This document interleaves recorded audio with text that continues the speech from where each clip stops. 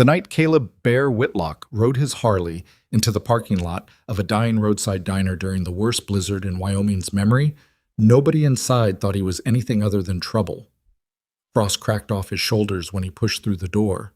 The leather vest, the scarred hands, the eyes that had seen things most people only read about in newspapers they throw away. But trouble wasn't what Caleb brought with him that night. Through the smeared reflection of a pie case mirror, he caught something nobody else in that warm, coffee-smelling room had noticed. A little girl, maybe 8 years old, fingers moving in silence, spelling out 4 words that hit him like a fist to the sternum. "She's not my mother." And Caleb Whitlock, a man who had spent a lifetime carrying one specific ghost, felt that ghosts sit down across from him and wait. If you've never been the person who noticed too late, stay with me.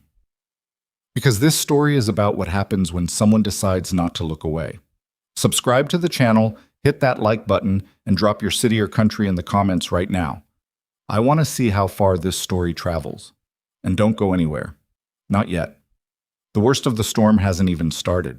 The blizzard came in from the northwest without apology. By 4 in the afternoon, the sky over Cutter's Ridge, Wyoming, had collapsed into a single gray wall moving at highway speed.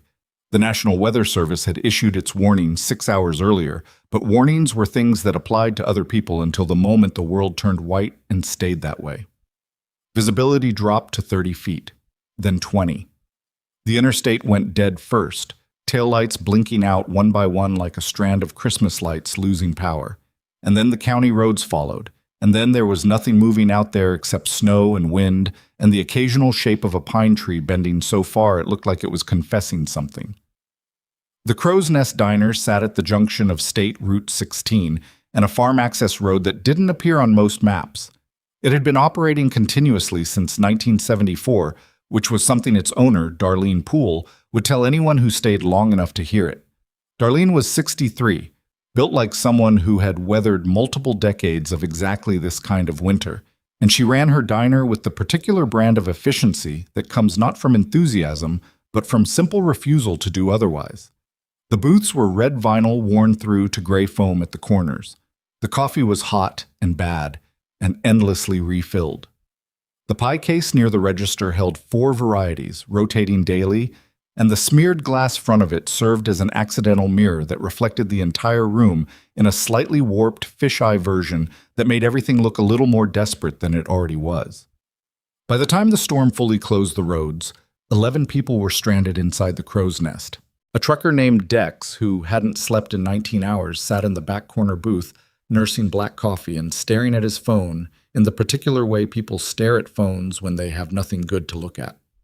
2 college-age kids, a boy named Marcus and a girl who went by Sasha, shared a plate of fries near the window, watching the snow obliterate the parking lot with the fascinated calm of people who had not yet been through enough winters to understand what obliterated actually meant.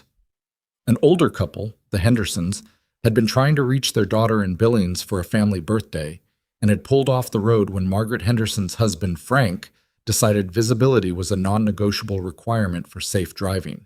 A decision that now had Margaret Henderson quietly working through a crossword puzzle with a ballpoint pen while Frank stared at the ceiling. A woman sat in the second booth from the door with a child. The woman was mid-30s, blonde hair pulled back with the efficiency of someone who had not done it for beauty, but simply to keep it out of the way. She wore a dark parka, nondescript, the kind sold at any sporting goods chain in any state, and she had positioned herself with her back to the room and the child beside her rather than across, which meant she could see the door and the child could not see the room. She'd ordered hot chocolate for the girl and a coffee for herself, and had spent the better part of an hour answering every question Darlene asked. Yes, they were heading to Rapid City. Yes, it was her niece. Yes, the storm caught them off guard. Yes, the roads were truly terrible. In the smooth, unhurried rhythm of someone who had rehearsed the answers enough times that they no longer required thinking. The child was 8, or thereabouts. Dark hair, a wool coat 2 sizes too large, boots that were men's winter boots, the kind that lace up the ankle, far too big for her feet, stuffed with extra socks to keep them on. Her hands rested on the table in a particular way. Not relaxed, not fidgeting, but held very still with the deliberate stillness of a child who had learned that stillness was the safer option. She had not spoken. She had not looked at the room. She stared at the table in front of the hot chocolate with the focused attention of someone listening very hard to something nobody else could hear. Caleb Whitlock came through the door at 4:47 p.m. The bell above the door was the old mechanical kind, a simple brass tone, and it rang once as he pushed through, and then the wind tried to follow him in, and he turned and put his shoulder into the door and forced it closed with a sound like a coffin lid. He stood for a moment in the entry mat and let the heat of the room hit him. Ice crystals were melting off his leather vest in slow rivulets. His hands were the gray red of hands that had been inside gloves that had stopped being adequate about 40 minutes before he arrived. His face was the face of a man in his mid-40s who had accumulated the particular kind of experience that doesn't photograph well. A scar along the left jaw that curved from earlobe to chin, not clean, the kind left by something that dragged rather than cut, and eyes that were a very pale gray blue that registered everything in the room in the first 3 seconds and then went quiet. The Harley he'd left in the parking lot was a '09 Road King he'd rebuilt twice, both times from salvage.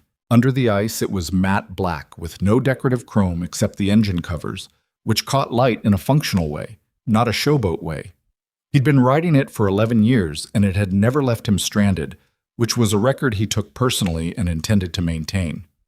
The ride-in from Dubois had taken him through conditions that would have kept most people home, but Caleb had not been heading home. He'd been heading toward his brother's place in Cody for a reason he hadn't yet articulated clearly enough, even to himself. Some version of, it had been 3 years and 3 years was long enough. That trip was going to have to wait. He crossed to the counter and sat on the second stool from the end, the one that gave him a sight line to the door and the room both. And Darlene came over with the coffee pot and a mug before he'd done anything to request it. "Roads are gone," she said. It was not a question. "Gone," he agreed. She poured. He wrapped both hands around the mug and felt the heat move into his palms and up his wrists. He did not look at the room again in any obvious way. He looked at the coffee. But the thing about years of vigilance, the kind that gets trained into you through specific documented failures, is that it doesn't switch off. It runs in a register most people never have to access. His eyes were on the mug. Some other part of him was reading the room. He clocked the trucker immediately. No threat, exhaustion only. The college kids registered as distracted and young. The older couple, married a long time, comfortable in each other's silence. Frank Henderson's hands on the table, the hands of a retired man. No tension. Darlene was Darlene, ground-level practical, running inventory in her head while she talked. The woman with the child. He didn't stare. He never stared. But the pie case was at the end of the counter, glass front smeared with enough fingerprints and winter fog to catch the overhead fluorescence and reflect back a warped, compressed image of the second booth from the door. Enough to see. The woman's posture, the way she'd seated herself, the child's hands. He drank his coffee. After 4 minutes, without moving from the counter, he looked up as if checking on the storm through the front windows, which incidentally and deliberately took his gaze across the room in a natural arc. And in passing, for perhaps 2 seconds, he saw the child's hands move. Not reach for the hot chocolate, not fidget, move with intention.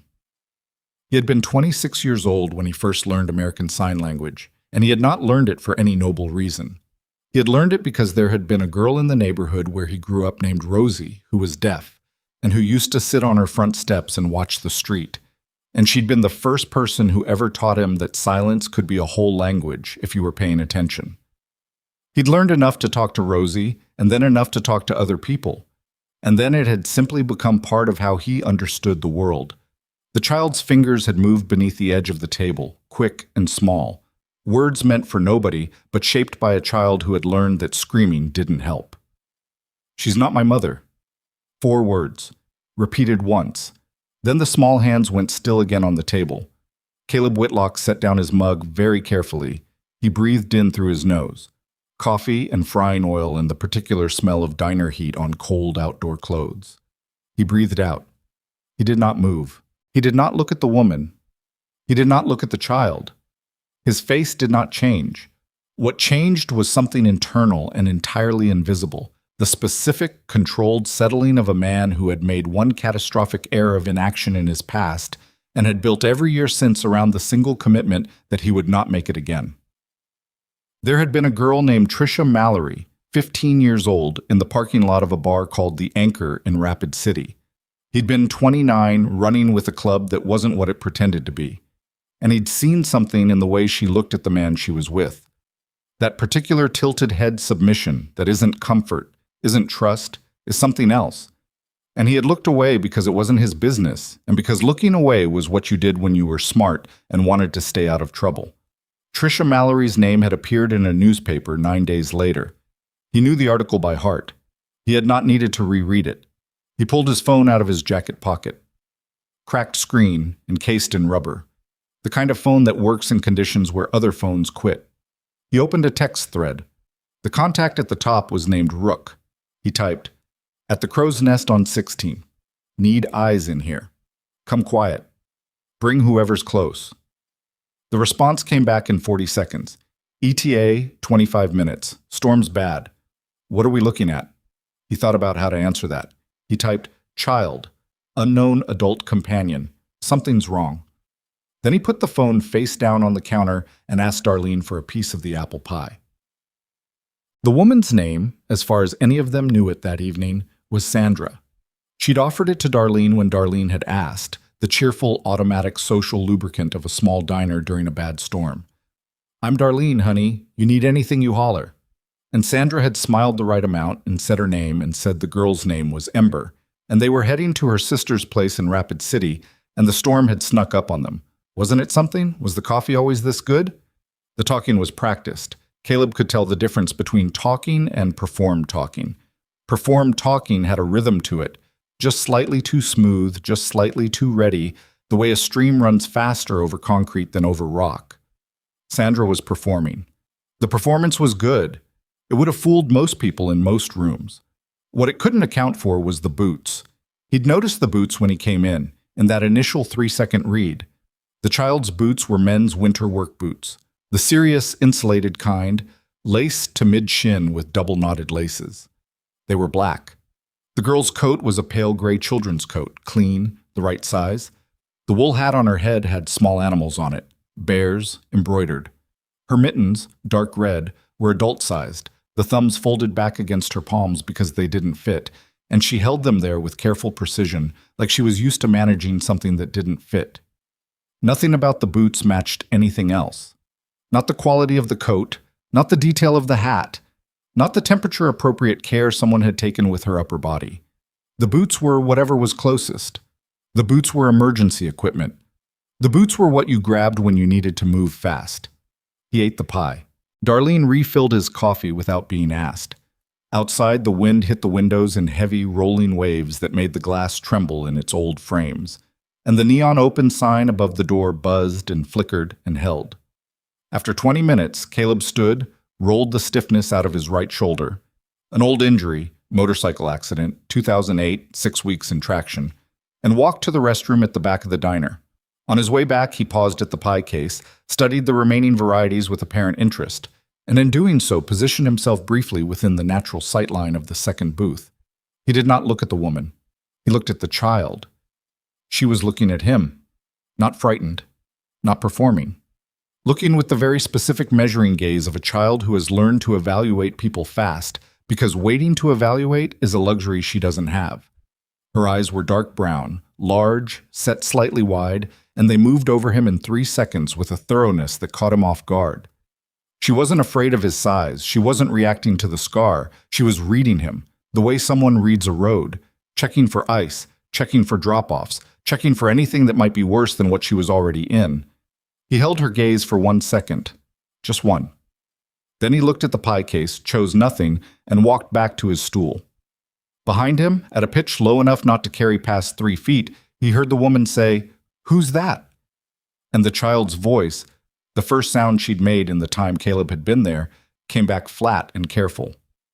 "Don't know." The woman said, "Don't stare at people, Ember." A pause. Then, "Okay." Caleb sat on his stool. He was aware that his chest was doing something unpleasant that he was not going to examine further than was useful. His phone buzzed. Rook. Parked across the road, can't see inside, there's three of us. Ren's got med kit. What's the call? He typed back, wait, don't come in yet. I'll signal. He called Sheriff Nolan Graves at 5:22 p.m.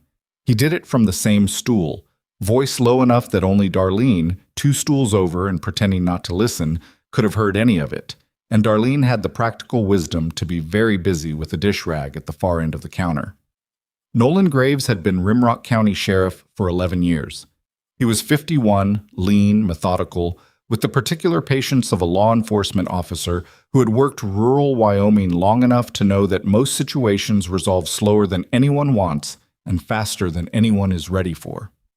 He and Caleb did not have what anyone would describe as a friendship. They had a history that was complicated and an understanding that was simple. They were both, in their different ways, trying to keep people from getting hurt. Nolan picked up on the second ring. Caleb, I'm at the Crow's Nest on 16. I need you to run something for me. Roads are closed. I know the roads are closed. I need you to run something. A beat. What am I running? Child named Ember Hale. Hale. Female, approximately 8 years old, dark hair. She's here with a woman who says her name is Sandra and who says this child is her niece. He paused. The child signed at me that the woman isn't her mother. The silence on the other end had a specific quality. You're certain? Of what I saw? Yes. When did you learn sign language? Nolan. Right. Give me 5 minutes. He sat. Darlene came and refilled the mug that didn't need refilling because she was Darlene, and refilling mugs was what she had instead of saying things. Marcus and Sasha had stopped looking at the storm and were playing cards at their table. The trucker had fallen asleep. Frank Henderson had joined his wife on her side of the booth, and they were doing the crossword together now, which was one of the best things Caleb had seen in a while. Sandra was watching the door. He could see it in the reflection. She'd shifted slightly toward the aisle, her coffee cup between her hands, her eyes moving between the front door and the parking lot window in a rhythm that was not idle or bored but measuring, looking for something, calculating something. The pie case reflected her face. Her jaw was set. Her eyes were the eyes of someone managing a timeline. Nolan called back in 4 minutes and 30 seconds. Ember Grace Hale, 8 years old. Reported missing 6 days ago out of Sheridan. Mother is Olivia Hale, 31, filed the report the morning she disappeared. A pause that contained something ugly. The woman your missing child is with, we don't have a Sandra in the case file. No aunt, no sister in Rapid City. Nobody named Sandra anywhere in Ember Hale's family structure as recorded. The words landed at the bottom of Caleb's sternum and sat there. How far out are you? Road's closed, Caleb. I've got a plow in front of me. We're moving, but we're moving slow. 40 minutes minimum, more likely an hour. There's 3 of my people parked across the road. Tell them to stay outside. Last thing I need is this turning into a scene. Understood. Caleb, Nolan's voice dropped. Don't let her leave. Working on it. He hung up. He did not immediately move or react. He sat with his hands around the mug and felt the warmth in his palms and thought through what came next with the deliberate, unhurried methodology of a man who had learned, at significant cost, that speed without thought causes more damage than slowness with it. The problem was simple and serious. Sandra was watching the door. Sandra was calculating. If she decided to leave before Nolan arrived, if she felt the room change temperature, if she sensed something off in the way Caleb held his coffee mug, if the child did anything to give her reason, she would take Ember Hale out into a blizzard and ill-fitting boots with nowhere to go except wherever she'd been going when the storm stopped her. The problem was that Caleb could not act like a threat, because threats made situations with children more dangerous, not less. Every hostage negotiation principle he'd been taught, and he'd been taught some, years back, by a man named Devereaux, who'd spent 20 years doing the work before a knee injury retired him, said the same thing. You did not corner animals. You did not make the space smaller. You created the conditions for the outcome you wanted, and then you held those conditions with everything you had. He wanted the outcome where Ember Hale walked out of this diner with her mother. He typed to Rook, 3 of you cover the exits. Parking lot, back door, road exit. Don't approach anyone, don't make yourselves obvious. If a woman in a dark parka tries to leave with a child, you get in front of the car, peacefully. You break down, you block, you create time. You do not touch anyone. Rook. Understood. Then Caleb did the hardest thing he'd done in a room full of people in several years. He picked up his coffee mug, stood up, and walked toward the second booth from the door. He stopped a full body length away. Hands visible, mug in one, phone in the other, neither of them raised. He looked at Sandra first, because looking at the child first would have been wrong. It would have told Sandra what he was actually focused on. Road's going to be closed through the night, he said. Conversational. The tone of a man making small talk in a diner because there was nothing else to do. Darlene's going to need to feed everyone dinner. You got any dietary issues I should let her know about? Sandra looked at him. Her eyes moved over the vest, the scar, the size of him, and arrived at a calculation. We're fine, she said. Thank you. Girl okay? Storm's rattling the windows pretty good. He looked at Ember now. Brief, easy, the glance of a man idly checking in. Not focused, not intense. Ember looked back at him from under the wool hat with the bears on it. Her expression was unreadable in the specific way of a child who has learned to make her expression unreadable. She's fine, Sandra said. She's just tired. Long drive, he said. Yes. Where'd you come from? The beat between question and answer was a quarter-second too long. Douglas, she said. Douglas was in the opposite direction from Sheridan. He filed it. Hell of a day to be on the road, he said pleasantly. Whoever told you this wasn't coming must have been reading the wrong forecast. We left before it started, Sandra said. Her voice had taken on the quality of a door being held shut with weight rather than lock. We appreciate the concern. Sure, he said. He looked at the pie case, the natural direction of a man who has been talking about nothing and is now finished. Apple's good, if you haven't eaten. He walked back to his stool. He sat down. His hands were steady. His heart was hitting the inside of his ribs with the specific insistence of a situation that was getting more complicated by the minute. What he had just confirmed. Sandra was good at this. She was not panicking. She was managing.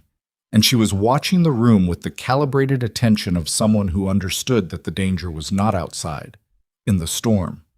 The danger was in here, in the diner, in whatever this quiet, scarred man at the counter was. She just didn't know yet that she was right. Mess. 12 minutes later, Ember Hale looked up from the table she'd been staring at, and she looked at the pie case, and she looked at Caleb's hands on his mug at the counter, and then she looked at her own hands on the table in front of her, and her fingers moved. Small, deliberate. Below the edge of the table where Sandra, positioned beside her and facing the door, could not see. Help. One word. Then, please. He did not react visibly. His face stayed exactly as it was. He breathed in through his nose, coffee, frying oil, snow-wet leather, and out. Then he lifted his right hand off the mug, very slowly, as if resting it on the counter, and with his fingers, casual, unhurried, at counter level where nobody in the room was watching because there was nothing to watch, he signed back, I see you. And then, because she needed to know, I know your name, Ember Hale. Her hands went completely still on the table. He watched the stillness, watched what it contained, not fear, something else, something that in an adult would have been called the moment before tears that you fight back down because tears have cost you before and you don't spend them carelessly anymore. She breathed in. Her small chest rose under the oversized coat. Then her fingers moved again, shakier now, smaller. My mom is Olivia. I know, he signed back. She's looking for you. You are found. The wind hit the windows. The neon open sign buzzed. The trucker at the back snored once and settled. Sandra said without turning, Ember, what are you doing? Nothing, Ember said. Caleb picked up his coffee mug. Outside, through the snow and the dark and the distance, 3 sets of Harley headlights sat cold and patient on the far side of State Route 16, and Nolan Graves was 40 minutes away and moving, and the storm had not yet reached its worst hour, and everything that was about to happen had not yet happened. Sandra pushed her coffee cup to the edge of the table and said, to nobody in particular, but with a flatness that meant it was time, "I think the roads must be clearing. We should get going before it gets later." Caleb set down his mug. The trucker kept sleeping. The Hendersons kept doing their crossword. The wind kept hitting the glass. And Caleb Whitlock stood up. Caleb stood up slowly. Not fast. Not with the energy of someone reacting. With the deliberate, unhurried weight of a man who has already decided what he's going to do and has no particular anxiety about it. He pushed back from the counter stool and stood to his full height. 6'2", 220, every pound of it accounted for in ways that had nothing to do with the gym. And he picked up his coffee mug, and he turned around, and he looked at Sandra with an expression that was entirely pleasant and entirely empty of warmth. "Roads aren't clearing," he said. "Checked 20 minutes ago. County's closed everything east of the junction." Sandra was already standing. She had Ember's coat half-buttoned with one hand and her own bag over her shoulder with the other, and she was doing both things with the practiced efficiency of someone who had rehearsed this transition. The smooth, natural-looking departure that didn't invite conversation or interference. She looked at Caleb and she smiled, and it was a good smile, the kind that functioned as a door closing rather than a door opening. "We'll manage," she said. "Thank you." "Roads are closed," he said again, not louder, just clearer. "We have four-wheel drive." "Doesn't matter what you have. WYDOT shut the gate at the junction an hour ago. You drive into that, you're driving into a wall." He moved to the counter stool nearest the aisle, not blocking, not between her and the door, just in the room in a way that made the room slightly smaller. "It's one night. Darlene's got blankets in the back."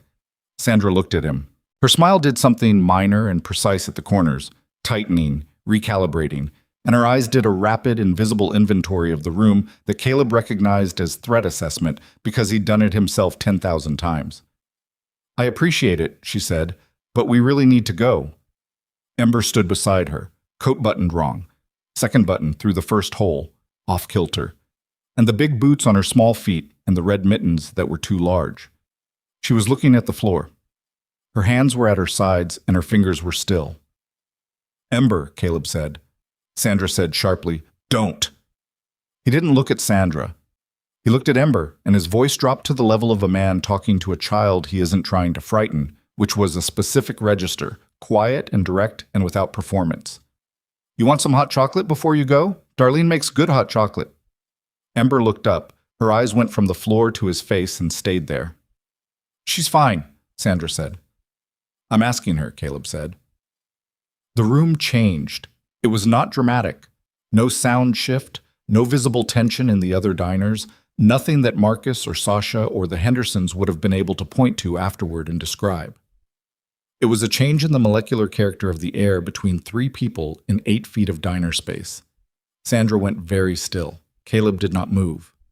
Ember's eyes moved between them with the rapid, expert reading of a child who had learned to predict weather from very small signs. "We're leaving," Sandra said. Her voice had dropped the warmth entirely. What was underneath it was flat and hard and decided. "Okay," Caleb said. He stepped back, gave her the room, did nothing to obstruct the path to the door. Sandra put her hand on Ember's shoulder, not gentle, not cruel, a grip, and moved toward the door. She was 3 steps away when Caleb said, still in the same quiet voice, not raised, not urgent, "Ember Grace Hale, age 8, reported missing from Sheridan 6 days ago. Mother's name is Olivia." Sandra stopped. The room didn't hear it. He hadn't said it for the room. She turned around slowly, and what was in her face now was not the performance and not the calculation and not the pleasant, competent mask. It was something older and raw, and it reminded him in a way he didn't enjoy of a cornered thing. "You have no idea," she said very quietly, "what you're getting in the middle of." "Maybe not," he said, "but she stays." What happened next happened fast and then very slowly. Sandra made a decision. He could see it happen. The micro-sequence of calculation, rejection, recalculation, and commitment that moved through a person's face in about a second when they arrived at the point where they'd run out of the soft options. Her grip on Ember's shoulder shifted. Ember pulled. It was small, a single sideways pulling motion, the body moving away from the grip. But it was the first act of resistance he'd seen from her, and it cost her something to do it. Her face went tight and white with the effort of it. Sandra's grip tightened. Ember made a sound that was not quite a word, not quite a cry, something smaller and more terrible than either. Caleb didn't move toward them. He raised his voice for the first time. Not a shout. A projection, calm and clear, aimed at the back of the room. "Darlene, call 911 and tell them Caleb Whitlock at the Crow's Nest needs Sheriff Graves here. They're already aware of the situation." Darlene did not ask questions. She picked up the landline. Sandra said, "Don't—" "Ember," Caleb said. "You don't have to go anywhere." Ember went still. Her body was still pulled sideways, half out of Sandra's grip, and she was looking at Caleb with an expression that was somewhere between a question and something that hadn't been given a name yet by the 8 years she'd had to name things. Sandra said, low and furious, "You have no authority here." "I know," he said. "I'm just a man in a diner." He let that sit. Then he said, "Let go of her arm." Sandra let go. It happened without a scene, without a struggle, with the strange, sudden deflation of a confrontation that has been outweighed rather than overpowered.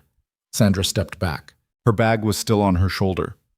Her eyes were doing rapid inventory again, the room, the door, the windows, the storm outside the windows, and she was arriving at a geography that had no exit she liked. Ember stepped sideways, 2 steps, and put herself in the space beside the counter stool, close to Caleb, but not touching him.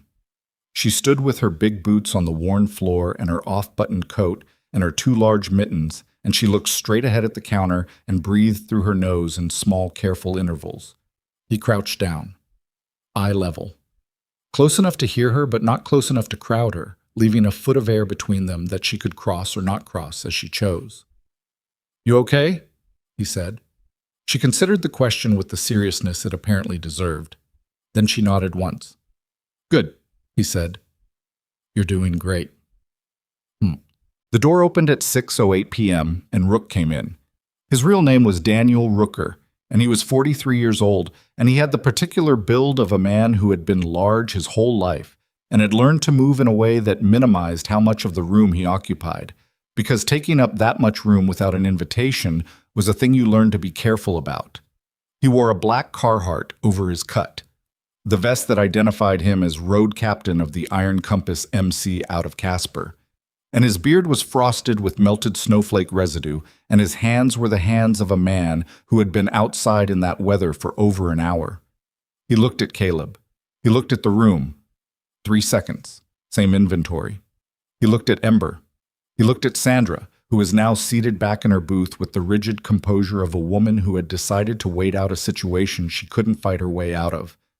He sat at the counter, 3 stools from Caleb, and Darlene poured him coffee without being asked. After a moment, "Rook. Bear." A pause. "Roads are garbage." "I know." "Priest's outside with the truck. Wren's covering the back." Caleb said quietly enough, "I told you to stay outside." Rook wrapped his large hands around the mug. He had a scar across the back of his right hand from a burn, old and thoroughly healed, and the hand moved on the mug with the deliberateness of someone who had lost fine motor function in 2 fingers and compensated. "You told me to cover exits peacefully. I am inside an exit, peacefully." It was not quite an argument. It was what it always was with Rook. A position stated without apology, held without aggression, unmovable. Caleb said, "Sandra's waiting. She's not going to do anything in a room this size." "Then I'm having coffee in a room this size." He drank. "Where's the kid?" Caleb tilted his head, the smallest possible motion, in the direction of the counter stool beside him. Rook looked. Ember was sitting on the stool now. She'd climbed up at some point in the last few minutes with the matter-of-fact efficiency of a child who has decided that a counter stool is better than standing. And she was looking at the pie case with the focused attention of someone examining options. Rook looked at her for exactly long enough and then looked away, at his coffee. If you were paying attention, you might have seen something move through his face, quick and quiet, the way weather moves through a valley, something that had to do with his own daughter, who was 11 and lived with her mother in Fort Collins, and who Rook drove 6 hours to see every other weekend without fail, rain or snow or what have you, because some things you don't negotiate. "Apple's good," he said, to no one in particular. Ember glanced at him, then at the pie case. Then, "What's the other one?" "Peach," Darlene said from behind the counter, "and lemon meringue." Ember considered this. Lemon. Darlene cut a slice, and she set it on the counter with a fork and a paper napkin, and she did not make anything of it, and Ember picked up the fork with both hands wrapped around it, mittens off now, small, dark-haired child with bitten nails, and a fork too big for her grip, and she ate. Caleb looked at the window. The storm outside the glass was a moving white wall with no edges. Nolan Graves was out in that, 40 minutes away or more, moving behind a plow. The clock above the coffee station read 6:14 p.m. Sandra had not moved. She sat in her booth with her coffee going cold, and her bag on the seat beside her, and her eyes on the room in a way that was not panicking but was not calm either. It was the energy of something coiled, not aggressive, not passive, but between. He needed to hold the room for 40 minutes, maybe more. What he had: one diner, 11 people, 3 bikers, and a storm, and a sheriff in transit, and one 8-year-old child eating lemon meringue pie at a counter with a fork she was holding in both hands, like a tool she hadn't entirely mastered. What he didn't have: any guarantee that Sandra's coiled stillness would hold for 40 minutes. He picked up his phone and typed to the third member of the outside crew, Ren, who was covering the back exit, who had the med kit. "Stay on the back. If anything changes, I'll signal. Keep the truck running." Ren: "Copy. Priest wants to know if he should come in." Caleb looked at the room. He thought about Priest, 48 years old, Vietnam-era father, former Army medic, man who had spent 30 years doing exactly what his road name suggested, showing up in the bad places and making them slightly more survivable. Priest was also 6'4" and 260 pounds, and walked into rooms the way weather systems walked into rooms, and there was nothing subtle about his entrance under any circumstances. "No," he typed, "not yet." The conflict came from where conflicts always come from, the thing nobody was talking about. Rook finished his coffee, turned his mug in a slow circle on the counter, and said low enough, "You sure about this?" "About what?" "About the way you're handling it." Caleb didn't answer immediately. He let the question sit, which was a habit that Rook knew, and which always irritated Rook because Rook operated on the principle that if a thing needed saying, it needed saying at the speed of normal conversation, not at the speed of whatever geological formation Caleb consulted before he spoke. "She's not going anywhere," Caleb said. "She might." Rook's eyes were on the pie case, not on Sandra, not on Caleb, the practiced non-look of a man communicating without appearing to communicate. "Storm's bad enough that if she gets out there with the kid and something goes wrong, nothing's going to go wrong." "You don't know that." "Nolan's 40 minutes out." "You don't know that either." Rook set the mug down. "I've got 3 people outside and a truck in a situation that is going sideways in slow motion, and you're asking me to wait. I'm asking you to not make it worse. You're asking me to trust your read of a room." "Yes." Rook was quiet for a moment. Outside, the wind found the gap in the door frame and said something through it in a low, sustained note, the kind that raised the hair on the back of arms. "Your read," Rook said, "was real good in Casper in 2019, ended up with Terrence in the hospital." Caleb's jaw went tight. One motion, small, but Rook saw it because Rook had been watching this man's face across tables and roads and bad situations for 15 years and knew every motion it made. That was different. How? That was me being wrong about a man. This is a child. He paused. "I know what I'm looking at." "I know you do," Rook said, and the way he said it had something in it that was not the argument, something older, sitting under the argument, the particular way longtime companions said things that meant more than the sentence. He was not doubting Caleb's read of the situation.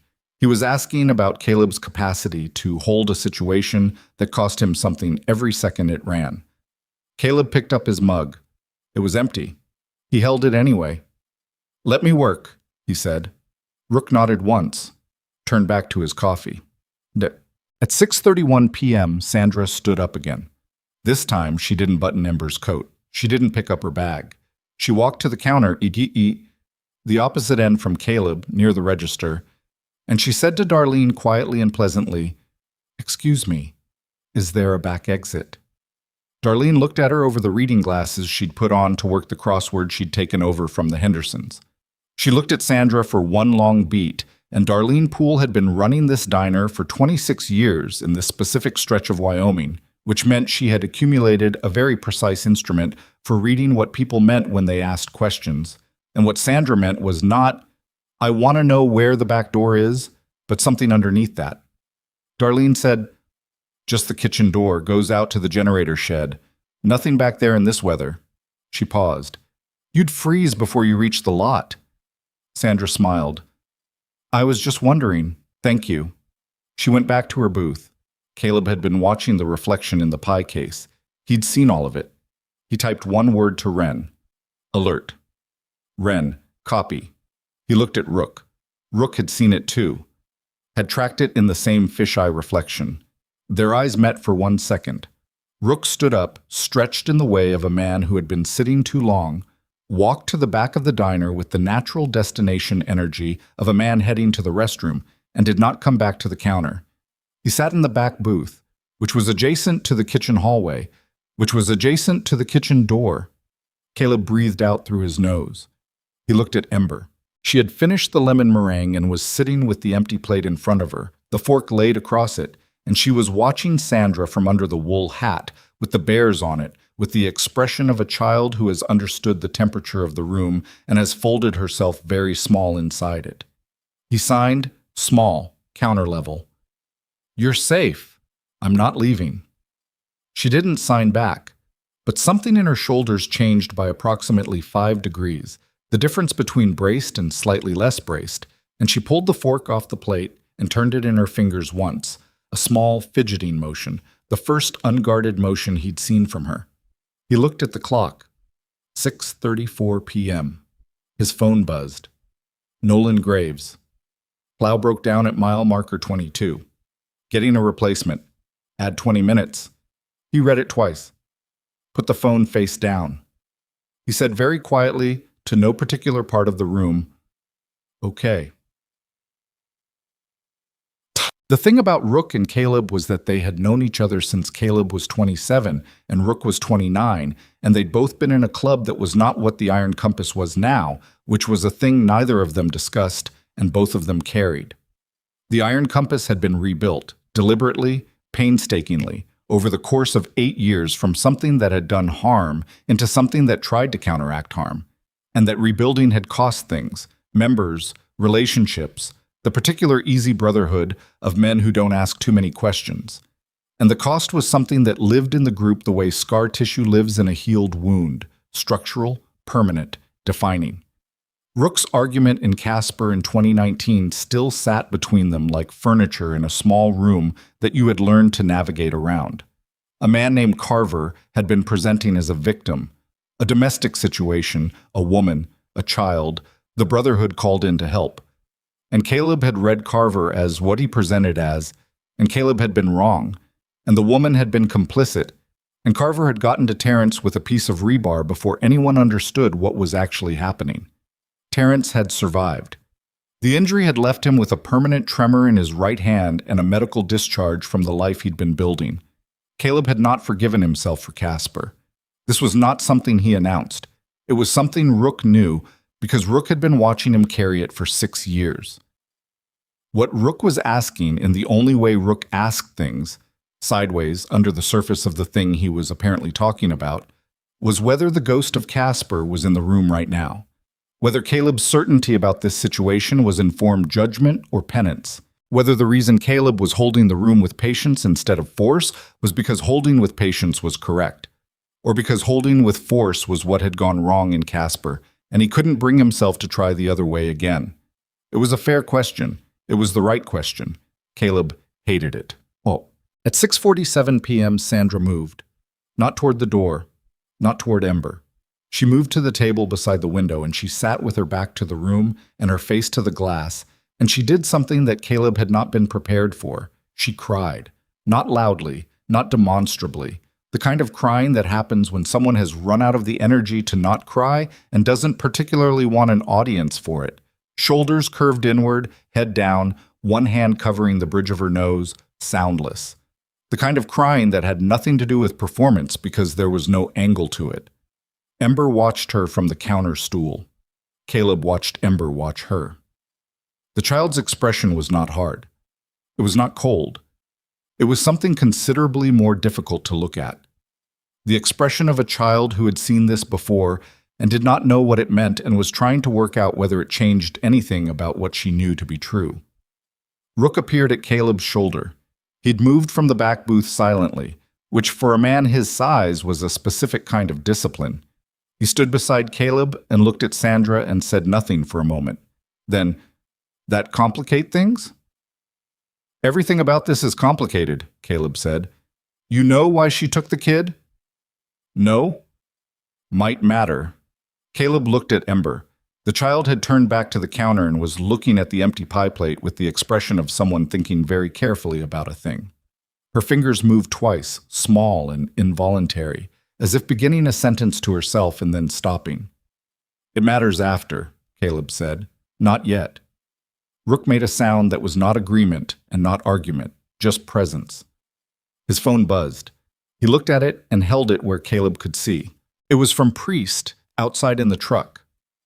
Vehicle approaching from east, slow, plow in front, lights on. Caleb looked at the clock. 6:51 p.m. He looked at the window. Through the storm and the distance, he could not see the headlights, but he trusted Priest's eyes, which were the kind of eyes that had spent 20 years finding things in low visibility conditions. Nolan Graves was closer than 20 minutes. He typed back to Priest, "Don't move. Don't signal. Let them come in." His hands were completely steady. He became aware of this, and of the effort it took, and of the fact that some part of him that was not the calm, deliberate part was doing something entirely different underneath. He looked at Ember one more time. She was sitting very still on the counter stool with her empty plate and her two large mittens placed side by side on the counter in front of her, and she was looking at the pie case reflection, the same fisheye mirror he'd been using all evening. And she was watching Sandra cry. Then she looked up and found his face in the reflection and signed, small and private, "Is my mom coming?" He looked at her in the reflection.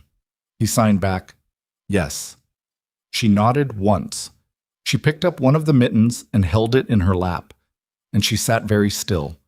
And she waited, in the patient, devastating way of a child who has learned that waiting is the only form of action available to her.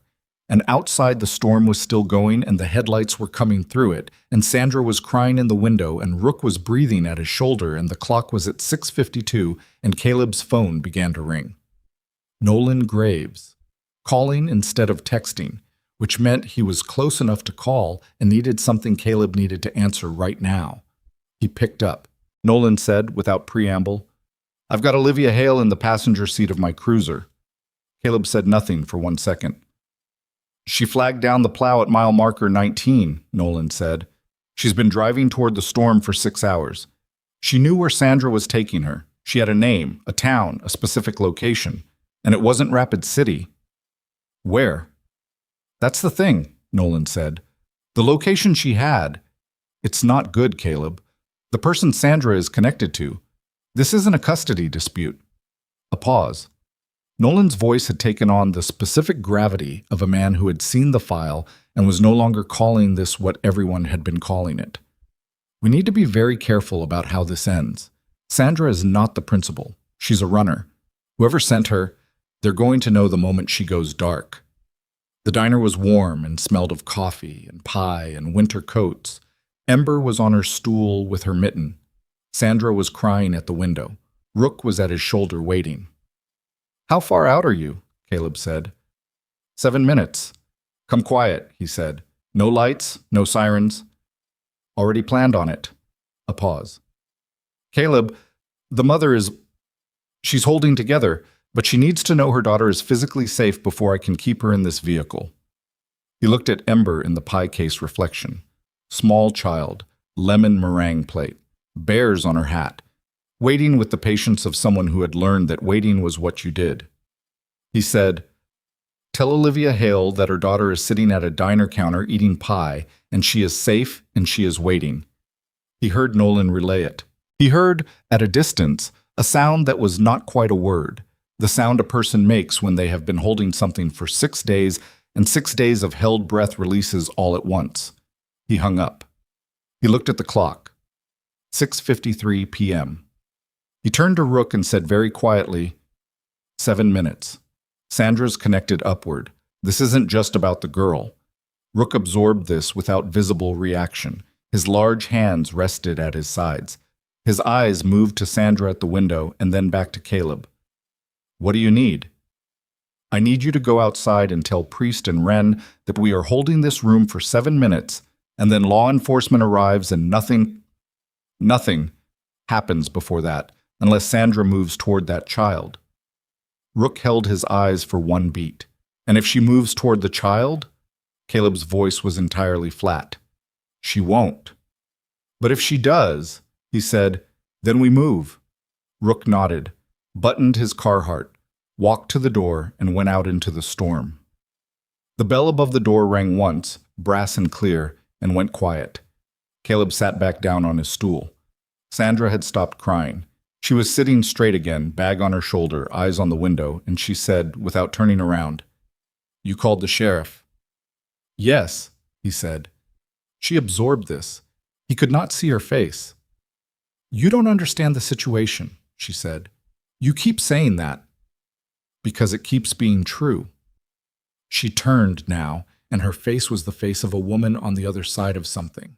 Not the performance, not the calculation, but the real thing beneath both, which was exhausted and frightened, and carrying something he didn't have the shape of yet. "Whoever you called, you need to call them back. You need to tell them to come quiet, no records, nobody else." "That's already the plan," he said. "Quiet is already the plan." Something moved in her face. "Do you know who has leverage over this situation?" "I'm starting to." "No," she said. "You're not." Her eyes were direct now, and what was in them was not menace but urgency, the kind that didn't have anywhere to go. "The man who sent me, he will know. He will know when I go dark. He already has a contingency, and the contingency is not about me." She glanced at Ember. One quick glance, and whatever was in it was complicated in ways he didn't have time to unpack. "It's about making sure this doesn't get traced back." The room was entirely still. The trucker slept. The Hendersons did their crossword. Marcus and Sasha were asleep against each other in their window booth. Caleb said, "What's his name?" She shook her head once. "Sandra?" "You can arrest me," she said. "You can hold me. You can charge me. You can do every single thing you're about to do, and you should. I know what I did." She stopped. Something in her throat moved. "But you need to understand that when this room becomes a room with sheriff's vehicles outside and a report filed, you need to have a plan for what happens to that child in the next 48 hours. Because the man who sent me has a very long reach and a very specific way of protecting that reach." Caleb looked at her for a long time. She looked back. He said, "What is your relationship to this child?" The question landed differently than anything else he'd said. He watched it land, watched what happened in her face around the impact point. She said, "That is not a simple answer." "I've got 7 minutes," he said. "Start." And outside, through the storm, 7 minutes away, Nolan Graves's cruiser was moving through the whiteout with a woman named Olivia Hale in the passenger seat who had been driving toward the worst storm of the year for 6 hours because she was a mother and there was nothing else to be. And in the diner, in the warmth, at the counter, Ember Hale set down her mitten and looked at Sandra and signed, small and deliberate, 3 words that only Caleb saw.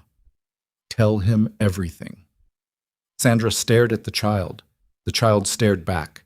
And Sandra opened her mouth, and what she said next changed everything Caleb thought he understood about why a girl named Ember Hale was sitting in a Wyoming diner in boots 3 sizes too big, waiting for a mother to arrive through a blizzard. Because Sandra said, "Olivia Hale is not safe. Olivia Hale is not safe." The words sat in the warm diner air, and did not dissolve. Caleb looked at Sandra. Sandra looked back. Her bag was still on her shoulder and her eyes were dry now. The crying finished the way storms finish. Not gradually, but completely, one moment present and the next simply gone, leaving behind a different kind of sky.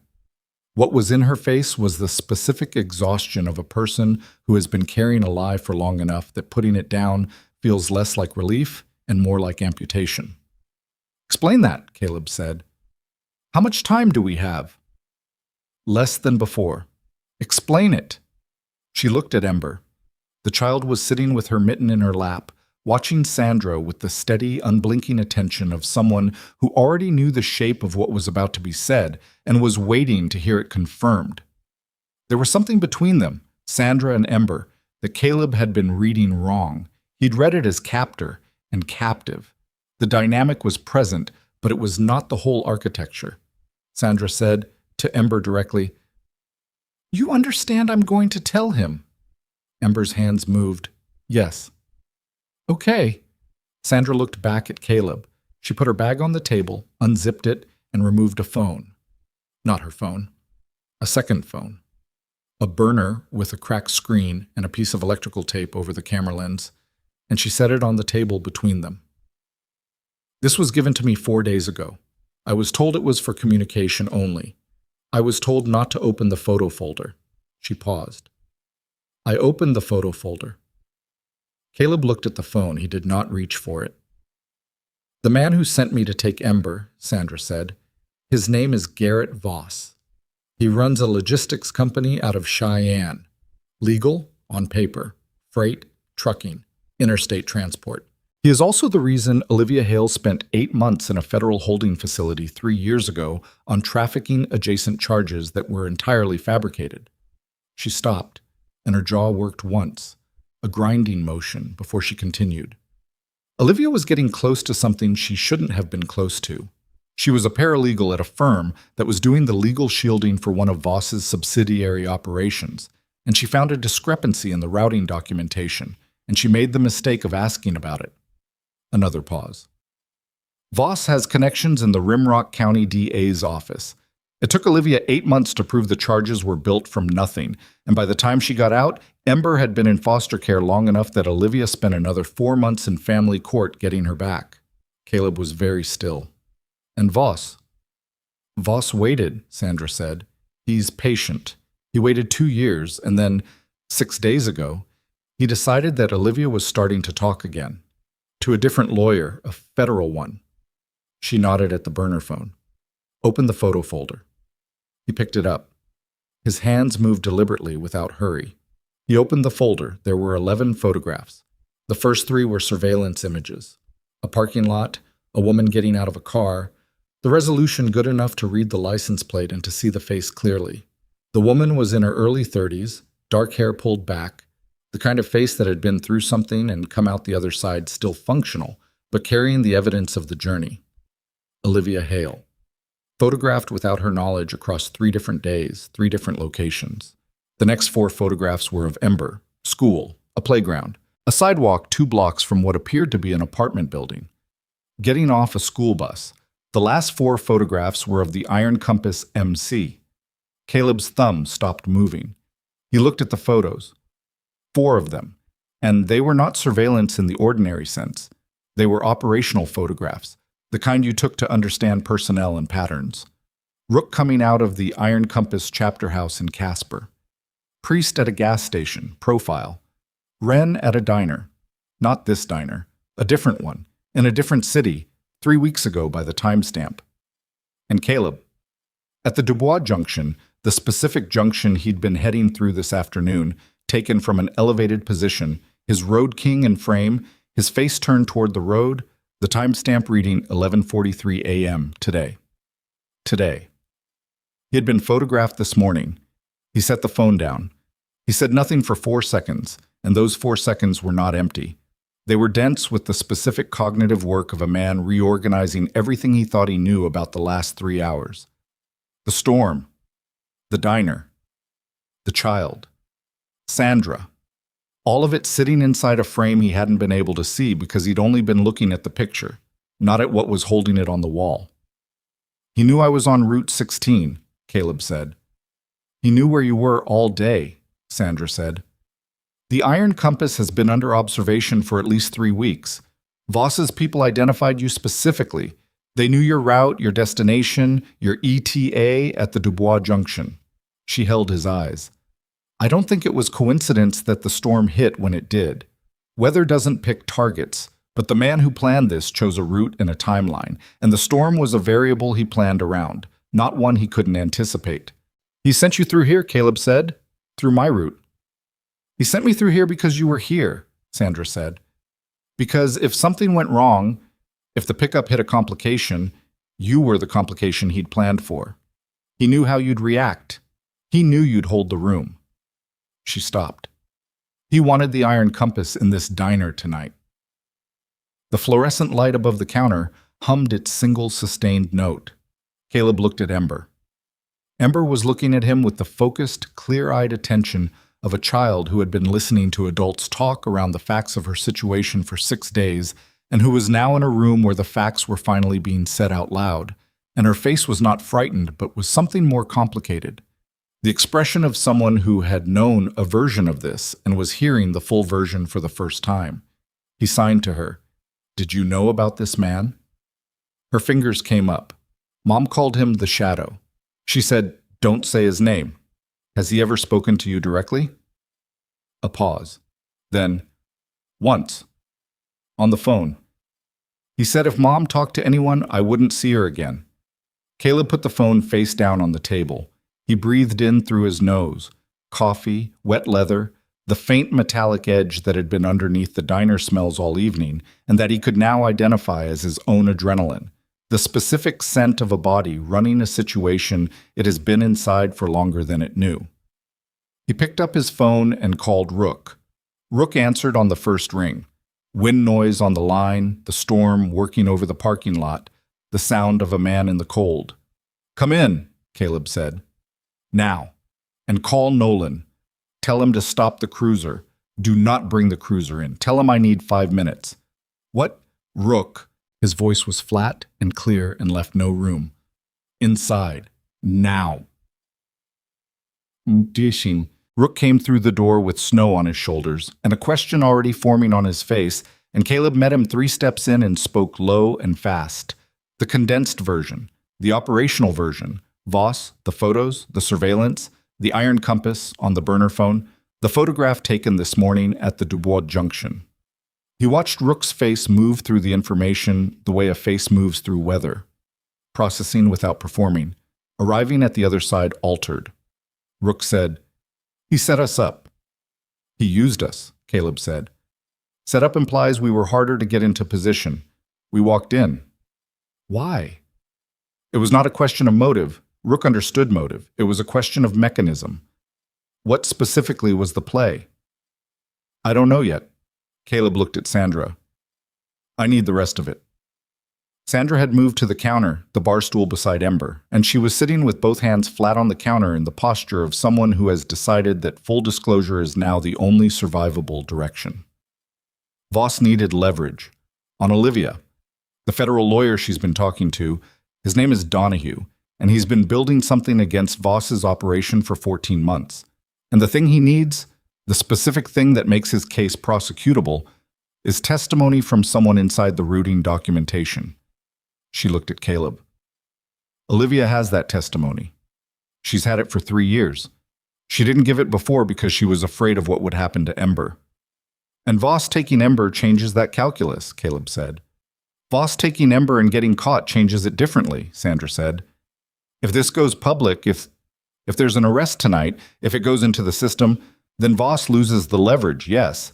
But he also loses his patience. And the people who work for him... She stopped. Restarted. There's a man named Ridley who handles Voss's field work. I have met him twice. The second time, I understood what he was. He is not someone who waits for instructions when his employer's security is in immediate threat. Where's Ridley? I don't know. Sandra.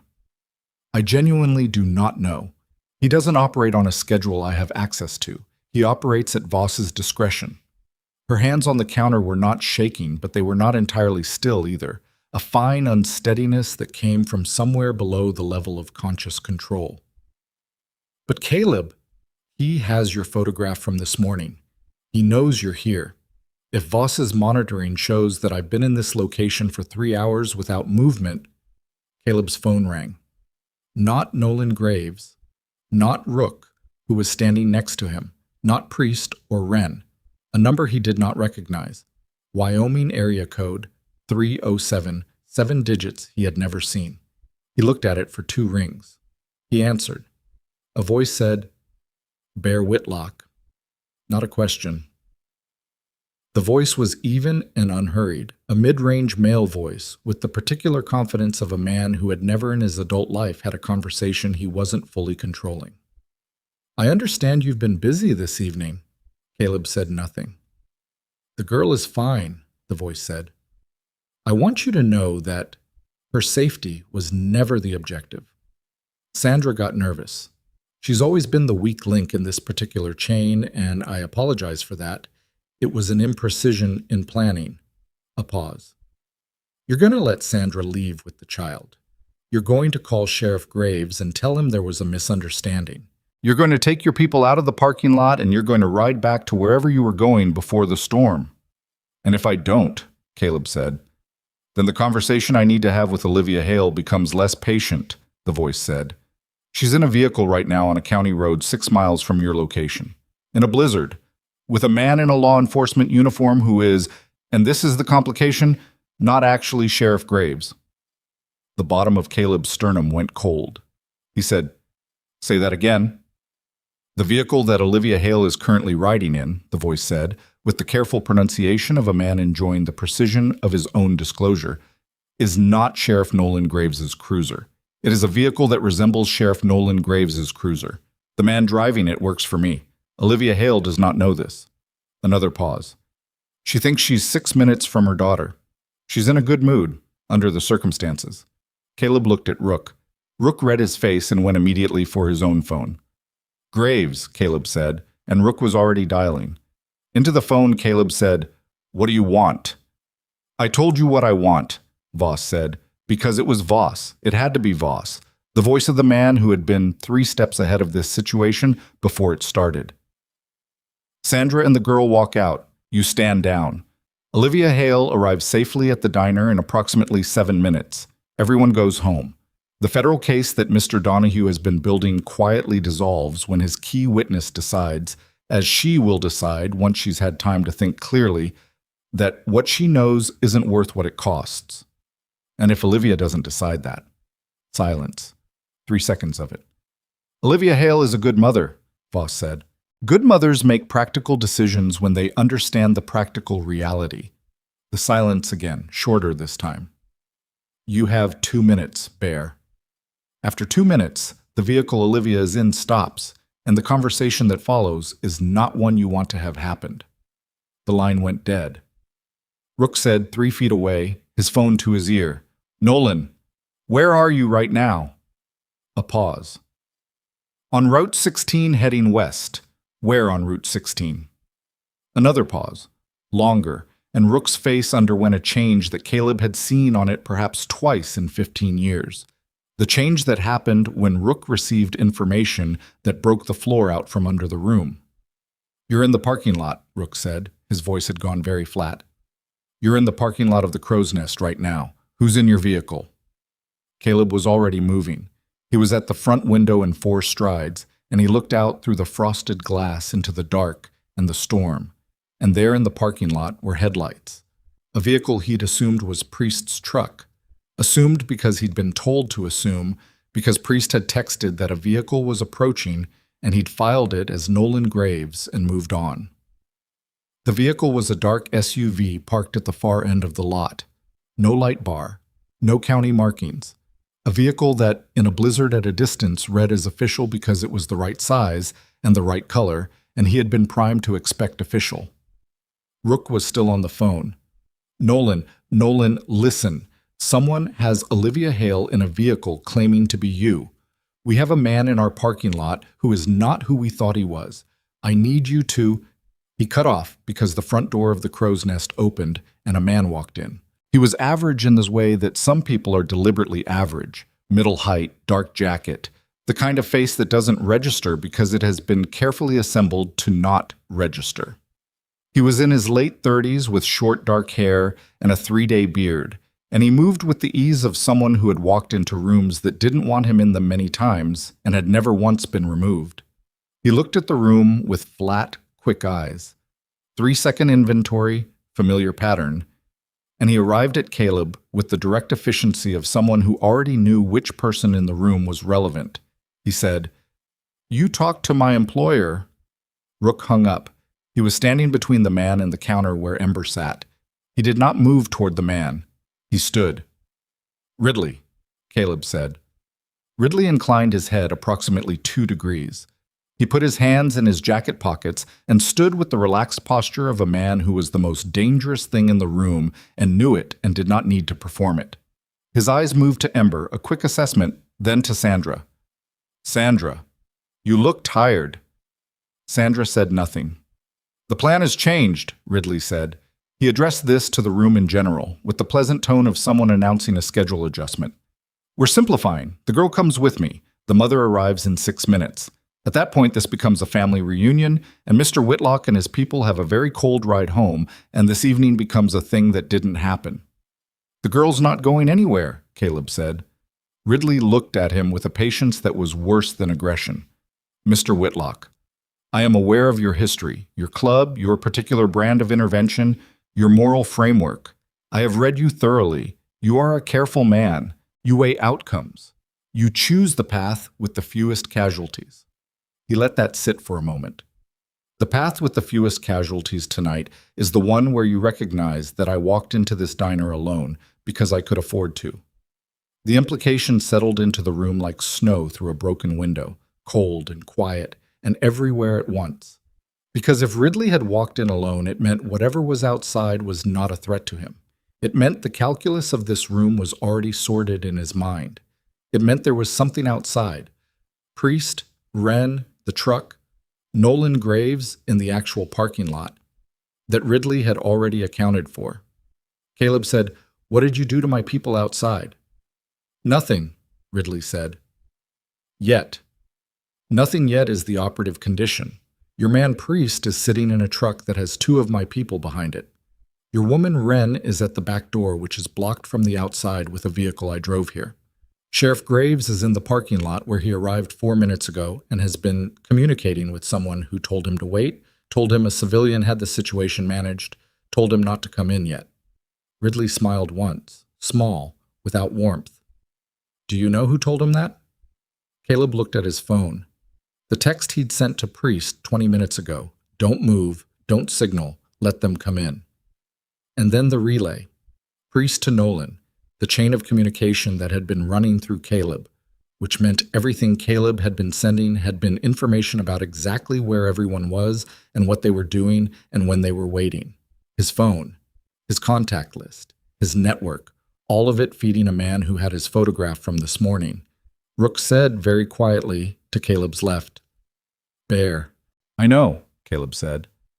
Ridley said, "The girl. Now." And then this ends quietly. Ember had turned on her counter stool. She was facing the room, both feet hooked on the bottom rung of the stool, her wool hat still on with the bears, her coat still buttoned wrong. She was looking at Ridley with an expression that had nothing childlike in it. The old, hard-won gaze of someone who had heard this kind of voice before and had learned what it meant and was done pretending it meant anything other than what it meant. Her hands moved at her sides. Small. She was not signing to Caleb. She was signing to herself, the private language of a child processing, and what her hands said, so small and so private that he almost missed it, was, "Not again." 2 words, addressed to no one, arrived at from somewhere 8 years deep. Something happened in Caleb's chest at the sight of those 2 words, something that was not calm, was not deliberate, was not the patient methodology of a man who had learned from every mistake. Something older and less governed moved in him, like a subsurface shift, the kind that happens under the ground before the ground above it shows anything. He turned to face Ridley fully. He was aware of his own hands at his sides. He was aware of Rook to his left, and Sandra behind him, and Ember on the stool, and the trucker sleeping, and the Hendersons who had gone very still over their crossword, and Marcus and Sasha, who were awake now, confused, reading the room with the alarmed attention of people who had only just understood that the room contained something they had no framework for. He was aware that outside, in a blizzard, on a county road, a woman named Olivia Hale was in a vehicle with a man who worked for Garrett Voss. He was aware that he had perhaps 90 seconds before that situation became irreversible. He was aware that every tactical option he had was compromised by the fact that his communication had been weaponized against him. And he was aware, in the flat, clear way of a man arriving at the bottom of all his options, that the version of himself he'd been operating as for the last 3 hours, the patient, deliberate, careful version, was not what this room needed now. Rook read it. Rook always read it. He straightened beside Caleb with the specific straightening of a large man who has been sitting on a decision and has just been released from sitting on it. Caleb said to Ridley, "Step away from the door." Ridley said, "Mr. Whitlock." "Step away from the door," Caleb said again. And his voice had changed. Not louder, not harder in the theatrical sense, but with the particular quality of a voice that has dropped below the level of performance entirely. The register of a man who is no longer managing anything, who has arrived somewhere past management. "Because I'm going to open it, and I'm going to walk outside, and I'm going to get Nolan Graves, and you are going to stand in this room, and you are not going to touch that child." Ridley looked at him. The flat assessment in his eyes moved through something, calculation, adjustment, and arrived at a place that was, for the first time, not entirely certain. He said, "You can't get to the sheriff before I get to the girl." "Try me," Caleb said, and he moved. Not toward Ridley, toward the window beside the door, the large front window with the frosted glass and the neon open sign, and he hit it with his left shoulder at full weight, and it gave, old frame, old glass, the window that had been rattling in its frame all evening, and gave hard, the glass going outward in a single, cold, explosive opening that let the blizzard in like a wave, and Caleb went through it into the parking lot, and the cold and the dark, and behind him he heard Rook's voice, one word, the specific command that 15 years of brotherhood translated without ambiguity. Still.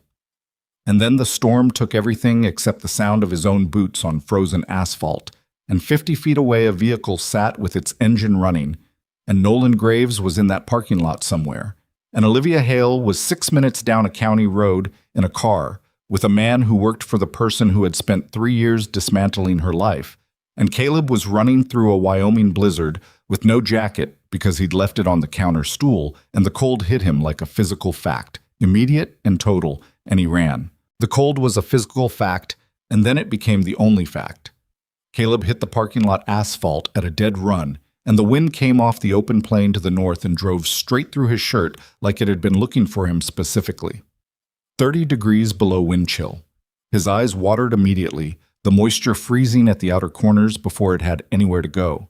And the snow was coming in horizontally now, the blizzard at its worst hour, and he ran through it with his head down and his shoulders forward and his boots finding the asphalt by feel because visibility was 8 feet in any direction, and beyond 8 feet the world was white and undifferentiated and absolute. He found Nolan Graves by the light. The cruiser was parked at the east end of the lot with its headlights on, the beams catching snow crystals and turning them into a wall of moving white. And Nolan was out of the vehicle and standing at the driver's side door, with his hand on his weapon and his face doing the rapid recalculation of a man who had just watched another man come through a window at a dead run and was trying to decide what category of situation this was. Caleb reached him and grabbed his arm and said, breathing hard, the cold already working on his lungs, "Olivia Hale, County Road, 6 miles east, dark SUV, not law enforcement, working for Voss. Go." Nolan said, "What? Voss, Garrett Voss." "Cheyenne. The vehicle is fake, Nolan. The man driving it works for the man who took the child. Olivia doesn't know." He was breathing in ragged intervals, the cold making each breath a transaction with diminishing returns. 6 miles east, dark SUV. Go right now." Nolan went. He was back in the cruiser and moving before the sentence was fully finished, the tires spinning once on the ice and then catching, the vehicle swinging east out of the lot and onto Route 16 with the light bar going up. Caleb had said, "Come quiet," but quiet was 3 minutes ago, and 3 minutes ago was a different situation. The lights went up, and the siren and the cruiser disappeared into the white. Caleb stood in the parking lot for 2 seconds in a Wyoming blizzard with no jacket and his shirt soaked through from sweat and his hands already going from red to white at the fingertips, and then he turned and went back toward the diner. Priest was there. He'd come around the side of the building at some point in the last 60 seconds, and he was moving with the particular ground-eating stride of a 6'4" man who has been sitting in a truck for 2 hours and has been told to stay put for 2 hours and has just been released from that particular instruction. He had a flashlight in one hand, and his jacket was open, and his face was the face of a man who had understood from the phone call with Rook that the situation had fundamentally changed and was now catching up to that change as fast as his legs would carry him. He looked at Caleb, no jacket, shirt soaked, hands going white, and said, "How bad?" "Ridley's inside with Rook. Just Ridley. 2 outside, behind your truck. Wren's blocked at the back." Priest turned and shouted into the storm, 2 syllables, a name Caleb didn't catch over the wind, and from somewhere beyond the lot, a shape emerged from the white. Another Iron Compass rider, someone who'd arrived in the hour Caleb had been inside the diner, someone Caleb hadn't known about because he hadn't asked and Rook hadn't mentioned it. And right now he was grateful for the specific way Rook never fully followed directions he disagreed with. The rider was a woman named Kit, 40, short, with the build of someone who had spent years doing physical work and the eyes of someone who had spent longer doing the other kind. She had a tire iron in her right hand and a calm expression that was either courage or something past courage that had stopped needing a name. "2 behind the truck," Caleb said. Kit looked at the tire iron, looked at Priest. "That's fine," she said. "Nobody gets hurt unless they start it," Caleb said. "Okay," Kit said, in the tone of someone filing a preference rather than making a promise, and she and Priest moved toward the truck, and Caleb went back through the broken window. The room was exactly as he'd left it, which meant Rook had held it, which was what Rook did. Ridley was standing near the door. He had not moved toward Ember. He had not moved at all, which told Caleb that Rook's stillness had been enough. That Rook's specific presence, 230 pounds of absolute motionlessness, had functioned as the only argument that needed making. Rook was standing between Ridley and the counter, and his arms were at his sides, and his face was the face of a man who was not angry, not afraid, not performing anything, just present, occupying the room with the particular density of a person who has decided where he stands and has no plans to move. The other diners. Darlene was behind the counter with her back to the coffee station, her arms crossed, watching.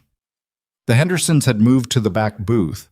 Frank Henderson had his wife's hand in both of his and was looking at Ridley the way a man looks at something he does not understand and is not going to pretend to. Marcus and Sasha were in the corner nearest the back hallway, awake and quiet and doing the right thing, which was staying out of the way.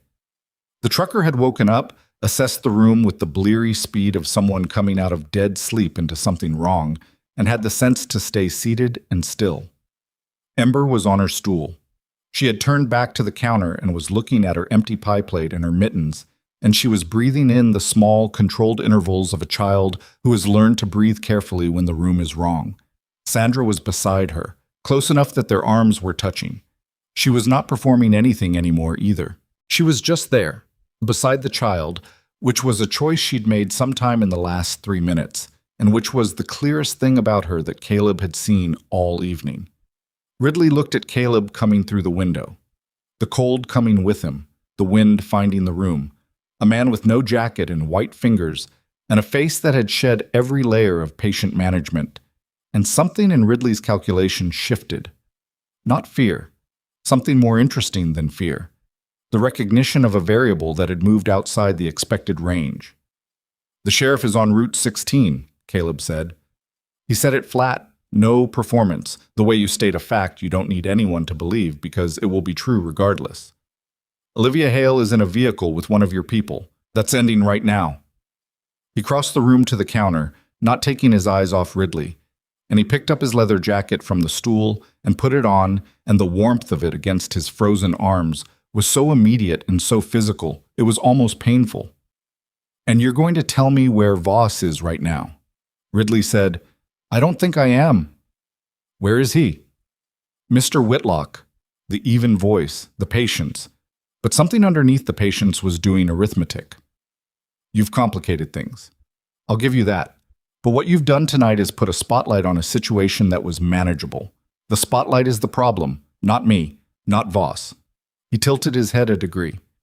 You've turned a custody adjustment into a federal incident.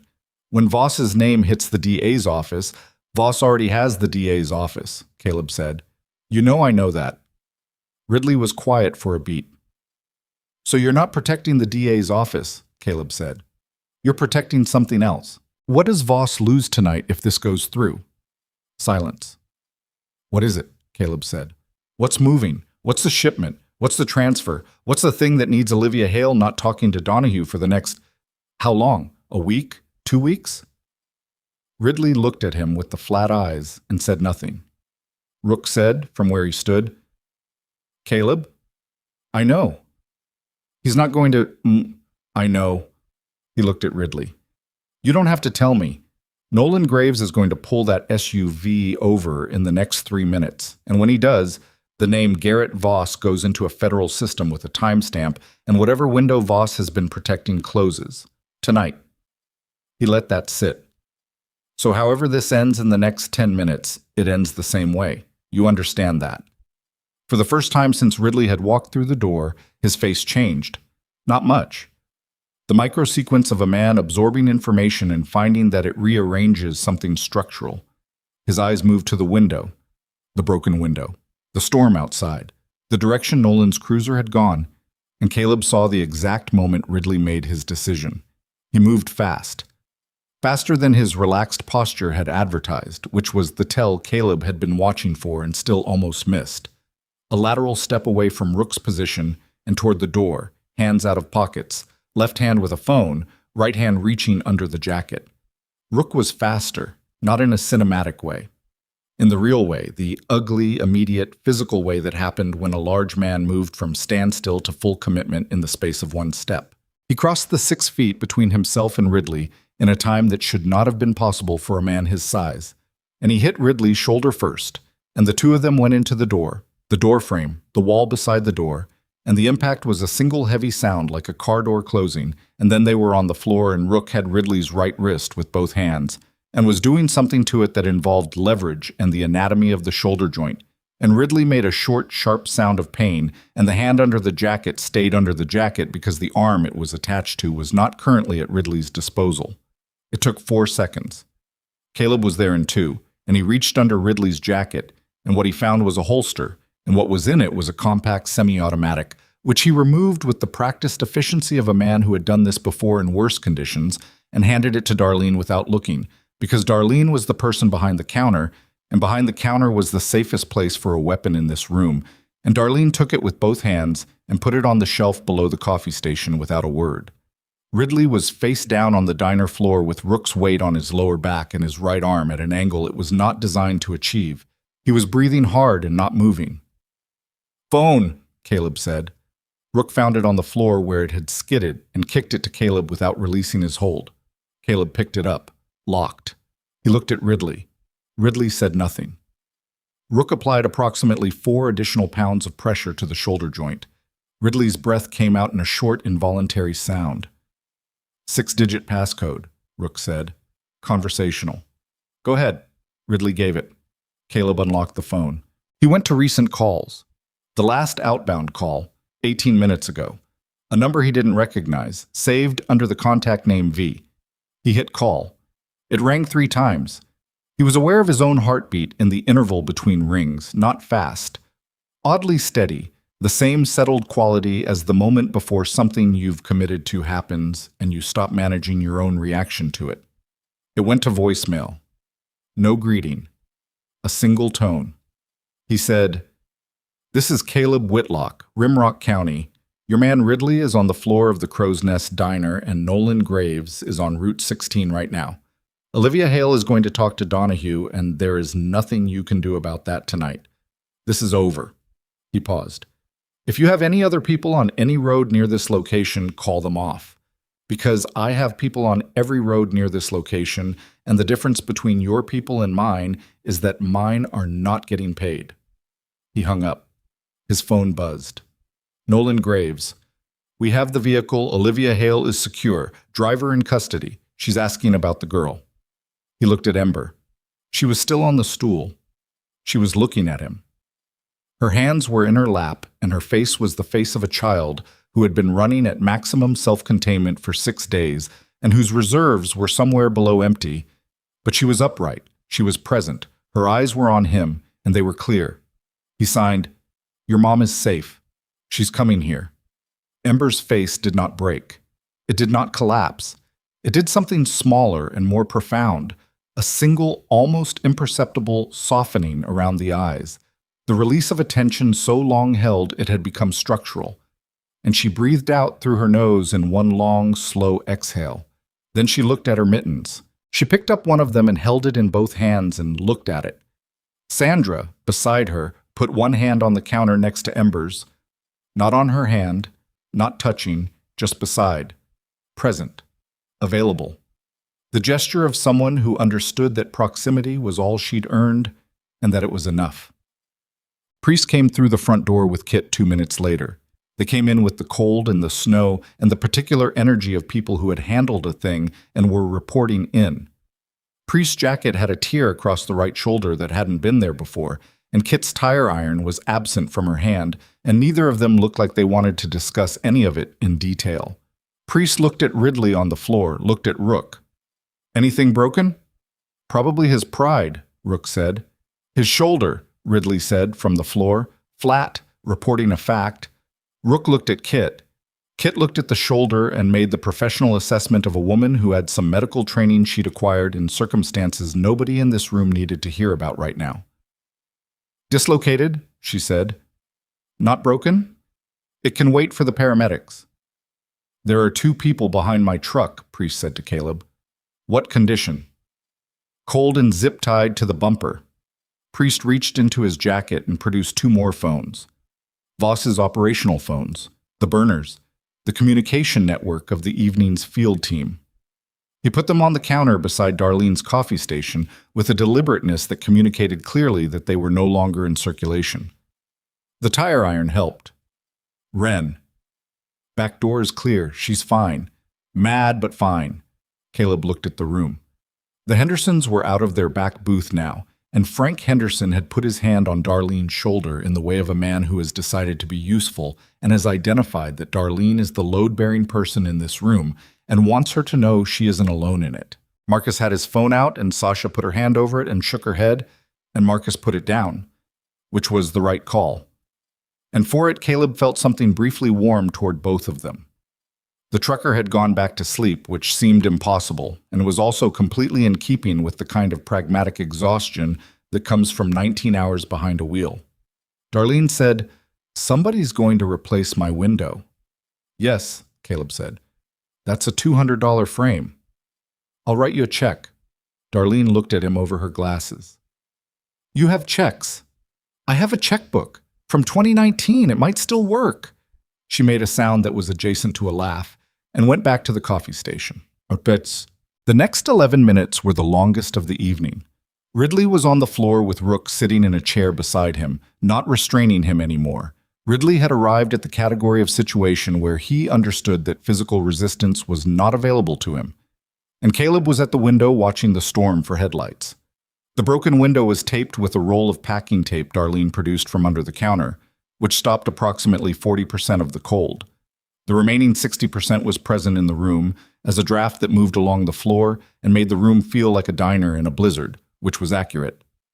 Ember had moved from the counter stool. She was sitting in the booth nearest the counter, the first booth, the one that wasn't Sandra's booth and wasn't the window booth, but was the middle ground, the neutral territory. And she had her coat off now, the off-button coat folded on the seat beside her, and she was wearing a gray sweater underneath with a small rip at the cuff on the left sleeve that she'd put her thumb through. She was looking at the table. She had her stuffed rabbit in her hands. He hadn't seen it before. It must have been in the coat pocket. And she was holding it against her chest with both arms the way children hold things when they have run out of other options for comfort. Caleb didn't know when he'd sat down across from her. At some point he had. He was there, in the booth, his elbows on the table, and he was not talking, and neither was she, and the silence between them was not uncomfortable. After a while she signed, small and tired. Are you scared of things? He considered the question seriously. Yes. What things? He thought about it. Being too late, he signed. Mostly that. She looked at the rabbit, then at him. You weren't too late. He looked at her for a moment.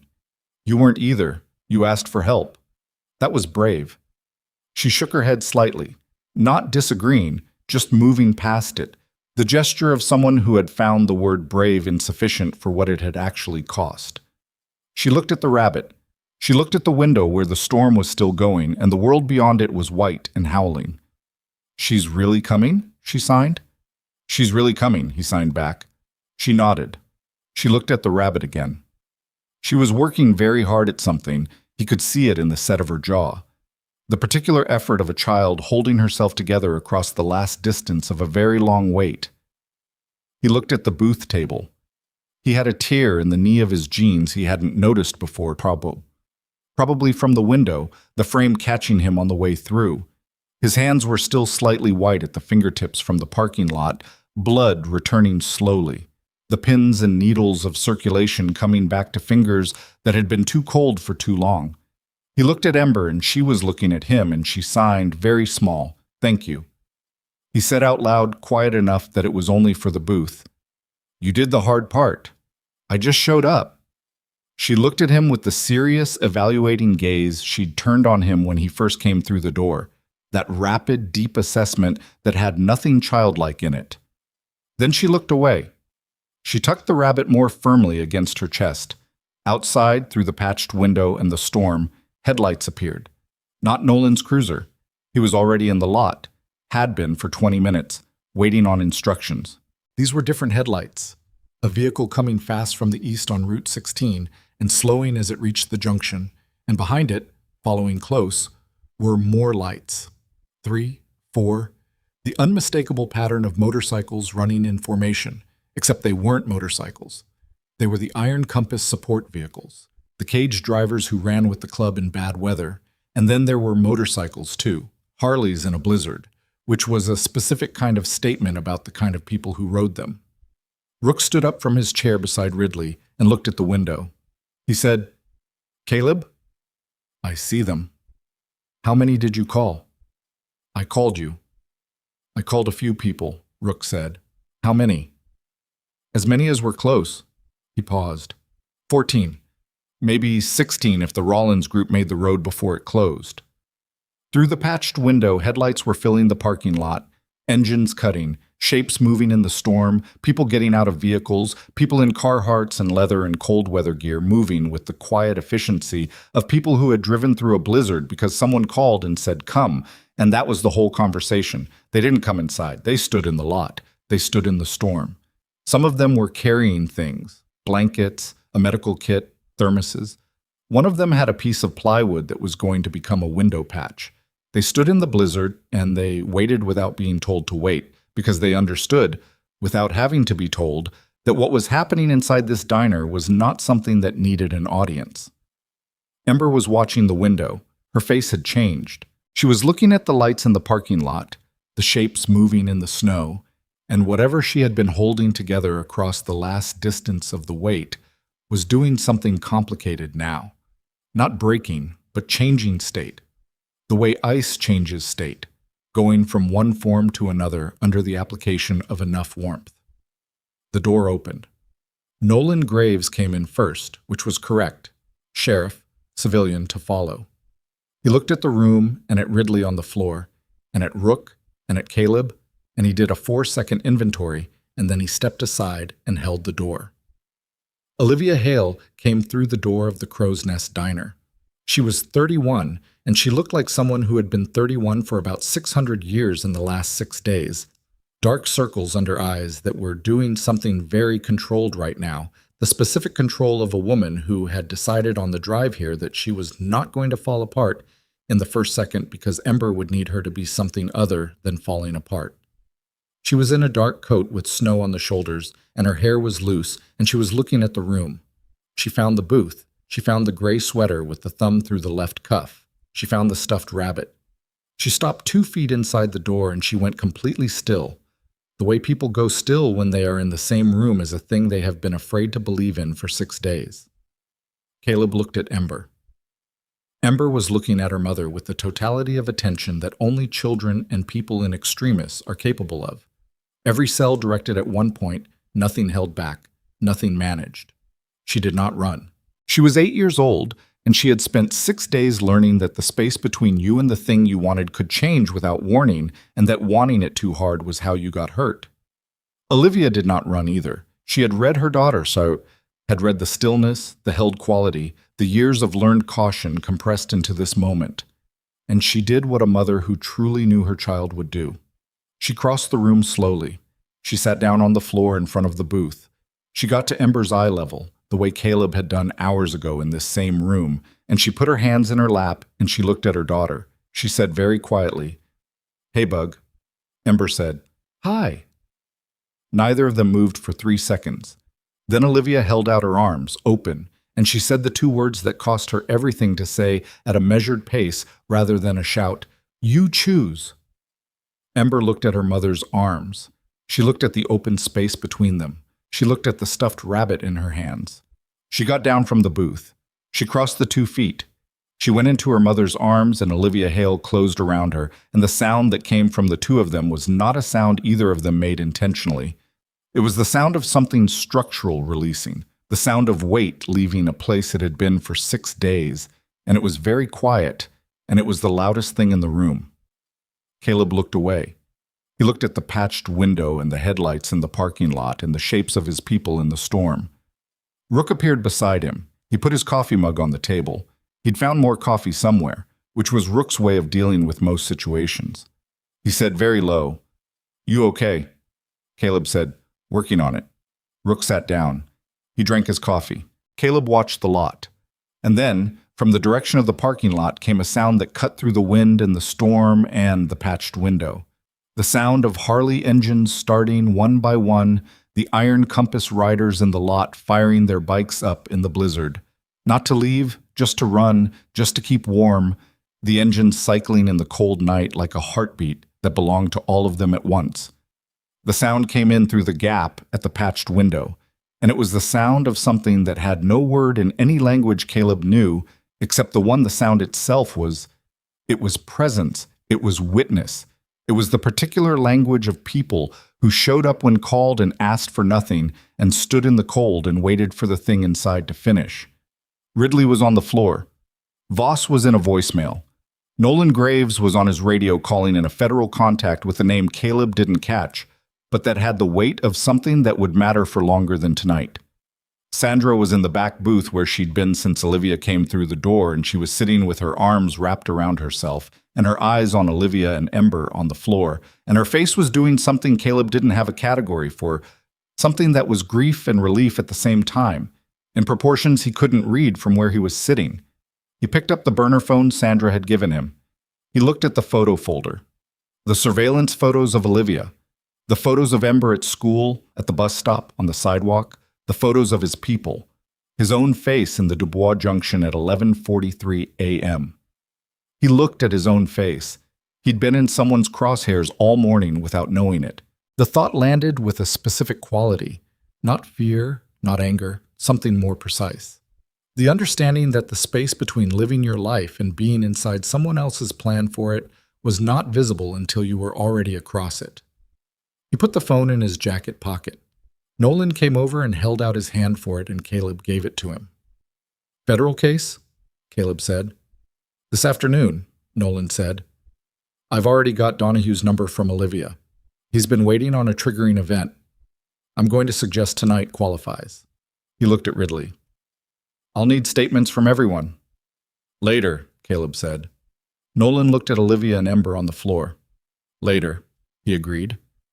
Rook drained his coffee and set the mug down and looked out the window at the lot full of his people running their engines in a blizzard. He said, "The Rollins group made it." "How many?" "3 more bikes. Davy and the Ortega brothers." He paused. "Davy brought soup." Caleb looked at him. "He had a thermos," Rook said. He always has a thermos. You know how Davy is. Caleb looked at the ceiling of the Crow's Nest diner. He looked at the fluorescent light with its single sustained hum. He felt the warmth of his leather jacket on his arms, and the pins and needles fading from his fingers, and the specific, bone-deep exhaustion of a man who has been running on something other than rest for several hours. On the floor of the diner, Olivia Hale was rocking her daughter in the slow, unconscious rhythm of a mother whose body had not yet caught up with the fact that the holding was real. Ember had her face against her mother's shoulder, and the stuffed rabbit between them, and her eyes were closed. Her thumb had found the tear in her sweater cuff. She was holding it closed. Caleb watched this without moving. The engines ran in the lot. The storm pressed at the windows. Somewhere east of them, on Route 16, a federal case was beginning.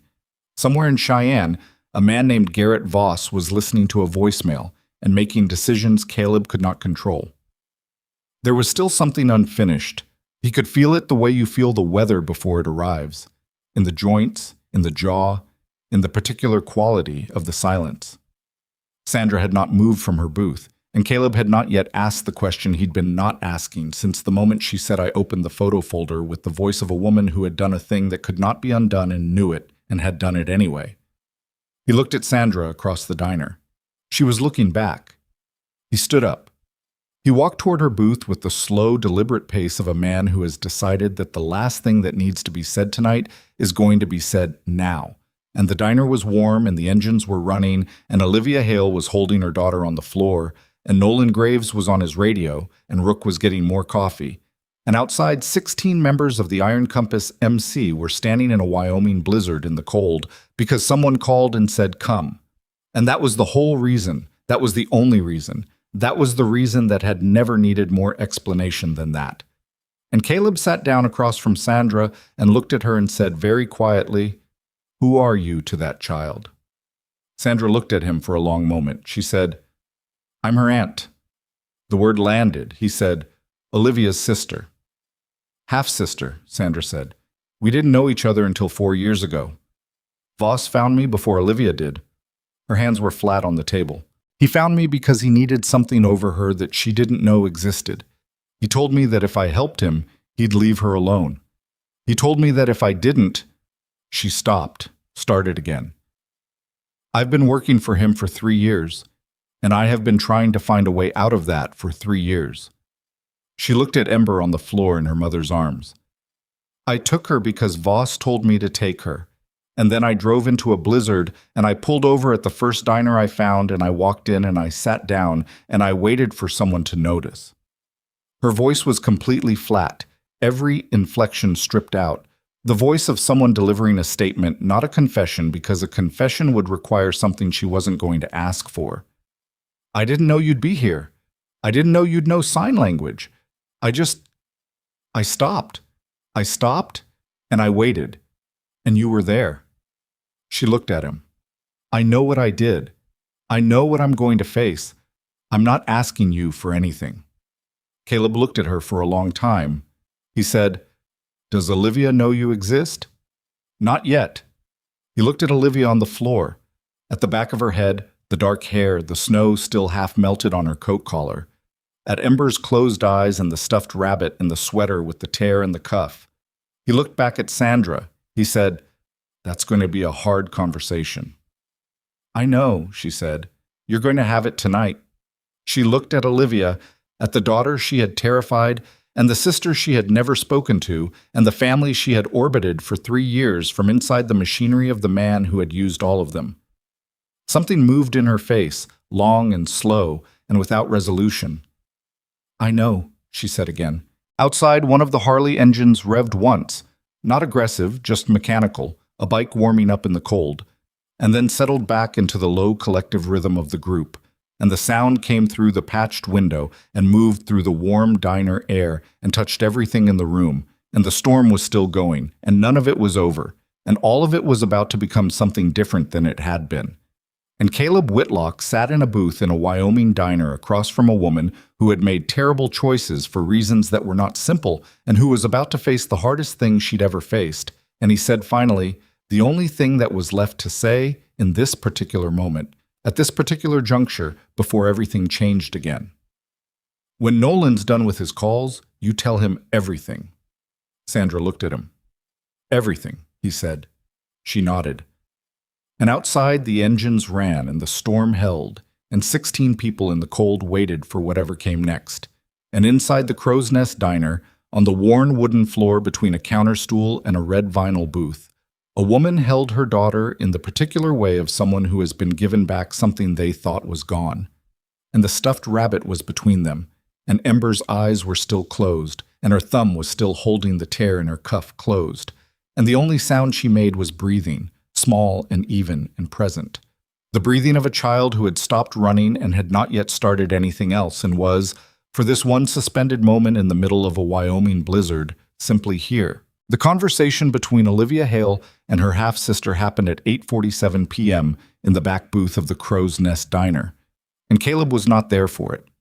He had positioned himself at the counter with his coffee and his back to the booth deliberately, because some things required the courtesy of not being witnessed by strangers, and he was still a stranger here regardless of everything else the evening had made him. Rook was at the other end of the counter. Darlene was behind it. Nolan Graves had stepped outside to make calls in the cold because federal calls required a privacy that a diner full of people couldn't provide. The room had settled into the particular quiet of a place where the crisis has passed, but nothing has fully exhaled yet. A held breath quality, people moving slowly and speaking low, the particular gentleness that descends on a space after something has happened in it that rearranged the furniture of the world. Ember was in the first booth with Kit. He didn't know when that had happened either. At some point, Kit had come inside, the woman who had walked into the blizzard with a tire iron and come back without it. And at some point, Ember had moved from the floor where she'd been with her mother to the booth where Kit was sitting, and the two of them were there now, Kit with a cup of coffee and Ember with another hot chocolate that Darlene had made without being asked. They weren't talking. Kit was doing something with her hands, folding a paper napkin into shapes, small, precise folds, the absent-minded geometry of someone who needed to do something with their hands in order to be still. And Ember was watching, and occasionally Kit would hand her the napkin mid-fold, and Ember would attempt the next crease and hand it back. It was not a conversation. It was better than a conversation. Caleb watched this in the pie case reflection and drank his coffee. Behind him, in the back booth, he could not hear specific words. He wasn't trying to, had specifically not tried to, but he could hear the quality of the exchange. It started with silence. Then Olivia's voice, low and controlled, asking something. Then Sandra's voice answering, not quickly, with the careful pace of someone placing words in order that cannot be rearranged later. Then silence again, longer. Then a sound from Olivia that was not a word, a short, compressed sound, the sound of someone receiving information that required physical management to absorb. Then more of Sandra's voice, steady and continuing, the full account, the 3 years of it. Caleb looked at his coffee. He thought about Trisha Mallory. He thought about the newspaper article he'd read so many times the words had become abstract, had become sounds without meaning, had become a kind of internal wallpaper that was always present regardless of where he looked. He thought about the parking lot at the Anchor and the way he'd turned away and the specific quality of that turning, the choice inside it, the calculation, the thing he'd told himself which was not my business and which had been the cheapest and most expensive thing he'd ever said. He thought about Ember signing "She's Not My Mother" in a warped pie case reflection at 4:47 p.m. He thought about the distance between those two moments and what had been built in it, badly and at cost, and imperfectly and sometimes wrongly, but built. Rook put a fresh mug of coffee in front of him without comment. Caleb looked at it. "You're doing the thing," Rook said. "What thing?" "The accounting thing, where you add everything up." "I'm drinking coffee." "You're drinking coffee and doing the accounting thing." Rook sat on his stool. He had a tear in his jacket at the elbow that Caleb hadn't noticed before. The fabric pulled and split, and his right hand had a scrape across the knuckles that was fresh and not deep, but was going to be colorful tomorrow. He was looking at the counter. "For what it's worth," Rook said. "Don't." "I'm going to." "Rook, you held this room for 3 hours with a child you'd never met and a situation you walked into by accident, and you did it without escalating it into something worse. And the people who needed to get out got out, and the people who needed to get caught got caught. He paused. That's what I was going to say.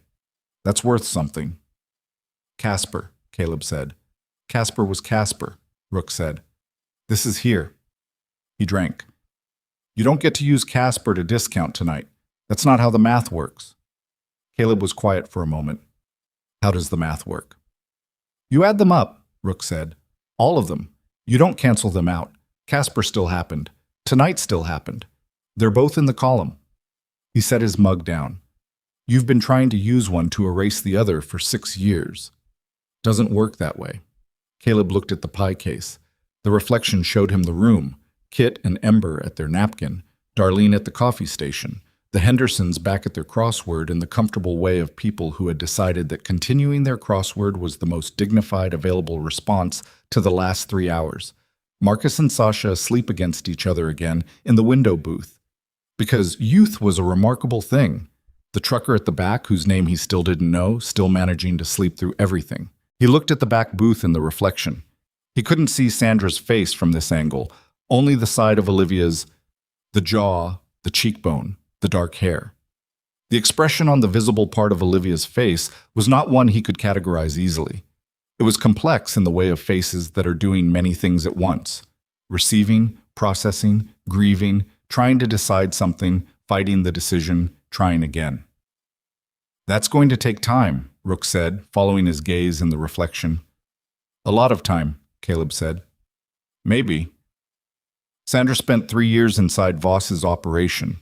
Olivia spent 8 months in federal holding because of what Voss built. And the connection between them? He stopped. Is complicated, Rook said. Is the kind of complicated that doesn't resolve in a diner on a Wednesday night. No, Rook agreed. But it started. That's something. He was quiet for a beat. Sandra turned. That matters. Whatever she was before, she stopped the car. She stopped the car. That was a choice. Choices count. Caleb drank his coffee. Outside, the engines of the lot ran on in the cold, that low collective pulse. Through the patched window, he could see the ambient glow of headlights, the moving shapes of people redistributing warmth and equipment, and the particular restless energy of people who had come ready for something and had not been needed in the way they'd expected and were now recalibrating into a different kind of necessary. Davy's thermos of soup was making its way through the lot. He could tell by the movement, people gathered in a loose cluster, passing something between them, the small domestic ceremony of shared warmth in a bad situation. Davy was 61 and had been riding since he was 19 and made soup in a thermos the way other people carried weapons. Not for display, not for performance, because in the places Davy had been, and the nights he'd ridden through, soup in a thermos was the difference between a person feeling human and a person feeling otherwise. At 9:23 p.m., Nolan Graves came back inside.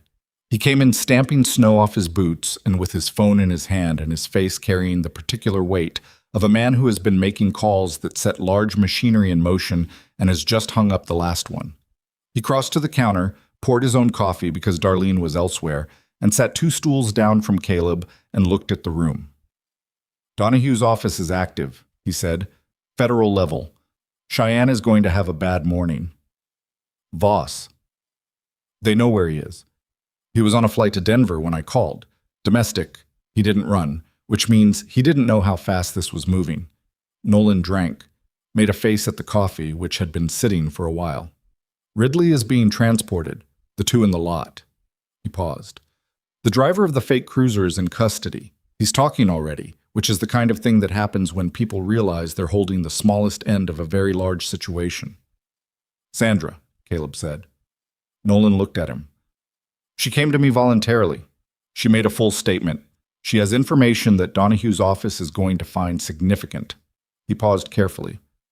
I have some discretion about how her involvement is characterized in tonight's initial report. I am choosing to exercise that discretion thoughtfully. Caleb looked at him. She stopped the car, Nolan said, and she opened the phone. And she told you everything she had. He set his mug down. That's not nothing.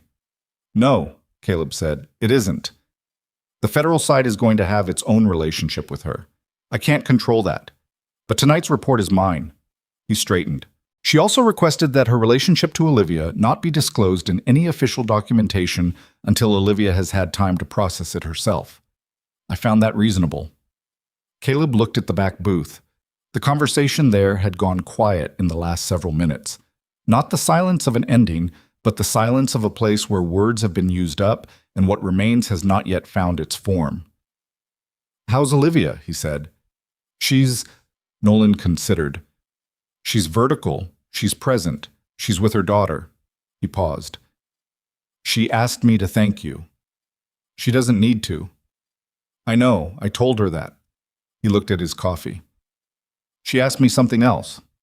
Caleb waited. "She asked if you were going to leave before morning." Nolan looked up. "I told her I didn't know." He didn't leave before morning. He didn't make that decision in any conscious, constructed way. He simply was still there when the clock behind the coffee station read midnight, and still there at 1 a.m. and at 2. And at some point the decision resolved itself in the way that some decisions do. Not through deliberation, but through the simple fact of continued presence. The diner quieted in increments. Marcus and Sasha were given blankets from Darlene's back room, and they built themselves a nest in the large back booth and were asleep by 10. The trucker woke long enough to accept a plate of eggs that Darlene made, ate without speaking, thanked her with a nod, and went back to sleep in the way of a man who had measured the situation and found sleep to be the correct response to it. Frank Henderson sat with Darlene at the counter for 2 hours, and they talked about nothing. About the history of the diner, about the winter of 2011, which had been worse than this, about the highway and the way it changed after the expansion project. The conversation of two people keeping each other company in the specific way that required no intimacy and offered genuine warmth. Margaret Henderson had fallen asleep across from them, with her crossword finished and her reading glasses still on, and Frank left her there.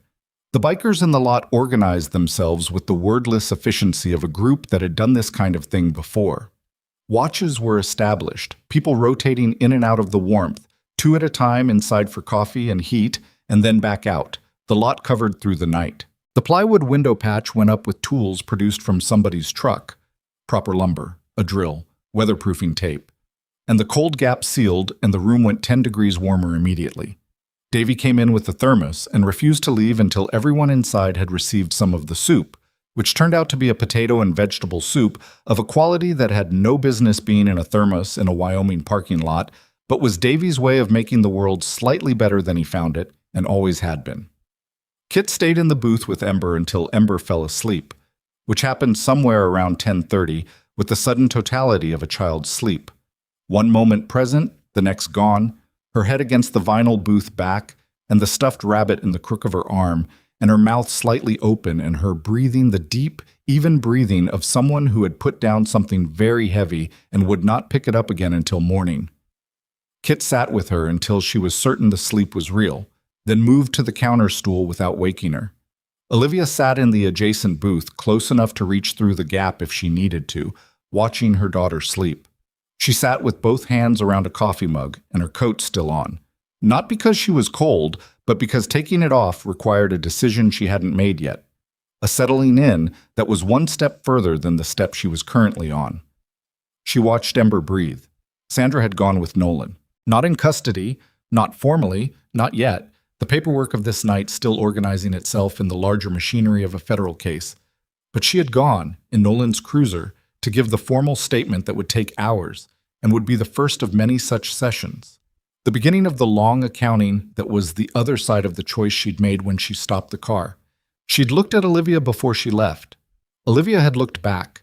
Neither of them had said anything, and what was in the look was not forgiveness and not condemnation, but something that existed before either of those, the raw, unprocessed fact of a connection that had been weaponized before it could be chosen, and was now, for the first time, known to both of them without an intermediary.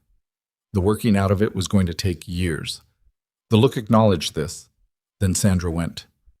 Around 2 a.m, when the diner had gone to the particular deep quiet of a place where most people are asleep, and the ones who aren't are not talking, Olivia came to the counter. She sat 2 stools down from Caleb, which was the distance of someone who wanted proximity without presumption, and Darlene appeared from somewhere with the coffee pot and poured without ceremony and disappeared again in the way of a woman who understood hospitality at the molecular level. Olivia wrapped both hands around the mug. She looked at the counter. She was quiet for a while. Then she said, "Nolan told me some of what happened before he got here." "Okay," Caleb said. "He told me you read her signing in a mirror." "Yes."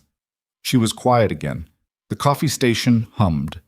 Outside, very faintly through the patched window, the sound of one engine idling in the lot. Someone on watch, turning the bike over to keep it warm. "She doesn't sign with most people," Olivia said. "She signed in the foster placement when I was inside. She used it with her caseworker, who was the only person there who knew it." She paused. "When I got her back, she stopped signing for a while, about 8 months. Then she started again. With me." She looked at the coffee. "She's been deciding, every time, who gets the signing, who earns it." She stopped. "She signed with you." Caleb said nothing. "I'm not saying that for any reason except I want you to know what it means," Olivia said. "From her, what that costs her." He looked at his mug. He thought about the small hands moving below the edge of the table. She's not my mother, the deliberateness of it. The child who had learned to make her words as small as possible and had still found a way to make them reach. "She's remarkable," he said. It was simple, and it was true, and he had no interest in dressing it as anything else. Olivia's jaw moved. She breathed in carefully. "She is." A pause. She's going to need time, the kind of time that takes a while to see." She looked at Ember asleep in the booth, the small shape under Darlene's blanket, the stuffed rabbit just visible at the edge of it. "She's been managing herself since she was 5 years old. She doesn't know how to stop." "She knows how to ask for help," Caleb said. Olivia looked at him. "Stopping the managing, that comes later," he said. "Asking first. She already did that." Olivia looked at her coffee. Her eyes were doing something that she was not going to let finish. The specific, controlled prevention of a woman who had decided she was done crying in this diner tonight and was enforcing that decision minute by minute. "I've been trying to think about what to say to you," she said. "I've been thinking about it for an hour. I had something prepared that sounded right in my head, and now I'm sitting here and none of it—" She stopped, restarted. "Thank you doesn't cover it. I know that, but I don't have what covers it." "You don't need to cover it," Caleb said. "I need to say something." "You did," he said, "just now." She looked at him for a moment with the eyes of someone assessing whether that was a kindness or a truth, and he held her gaze without moving until she accepted it as both. She looked back at her daughter. They sat in the quiet for a while, the two of them, not talking, the coffee getting slightly less hot between their hands, the diner breathing around them in the slow rhythm of 3 a.m. From the lot, the engine note rose once, not revving, just checking, and settled back. Somewhere in the building, a pipe made a sound. The neon open sign buzzed its single sustained note, faithful and orange, the small constant of a place that had been here since 1974 and intended to keep being here regardless of what happened in it. Caleb wrote the check for Darlene's window at 4 a.m. He found a pen that worked after trying 3 that didn't, which was a thing about diners. And he wrote it from the 2019 checkbook that did still work, as it turned out, and he left it under his coffee mug on the counter with the amount and the memo line that read window, because he could not think of anything more precise than that, and it didn't need to be. He stood and looked at the room. Ember asleep with her rabbit. Olivia in the adjacent booth, her head against the vinyl back, asleep now too. Sometime in the last hour, she'd surrendered to it. The exhaustion of 6 days and one impossible night finally arriving at a place that was safe enough for sleep to find her. Her hand rested on the back of the seat, the fingertips just crossing the gap toward her daughter's side of the booth, not touching, simply in the direction of. The Hendersons across the room, both asleep, Margaret's crossword folded neatly on the table.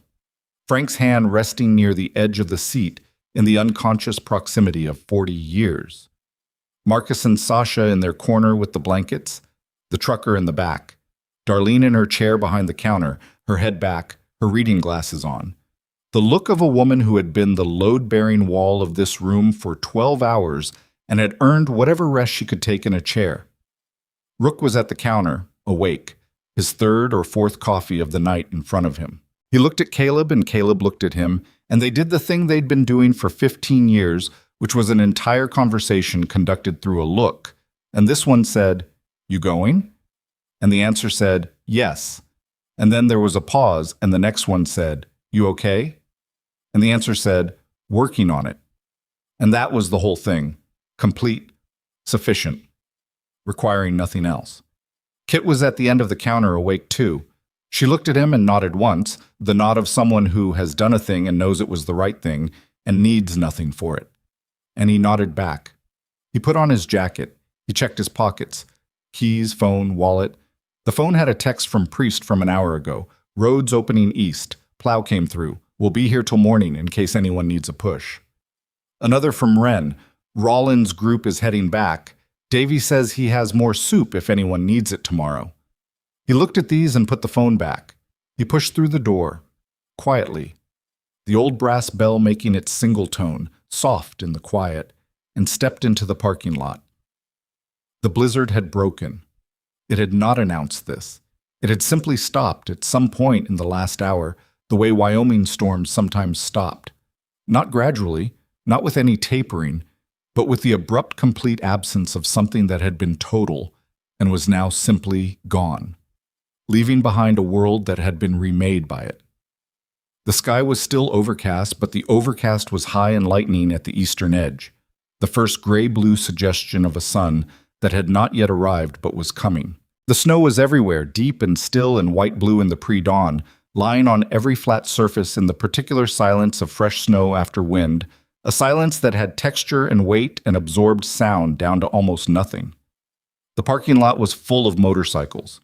They sat in the snow like a held breath, bikes arranged in the loose, unplanned geometry of people who had parked in an emergency and stayed through a night, some with their kickstands on boards pulled from the truck bed to keep them stable in the accumulated snow.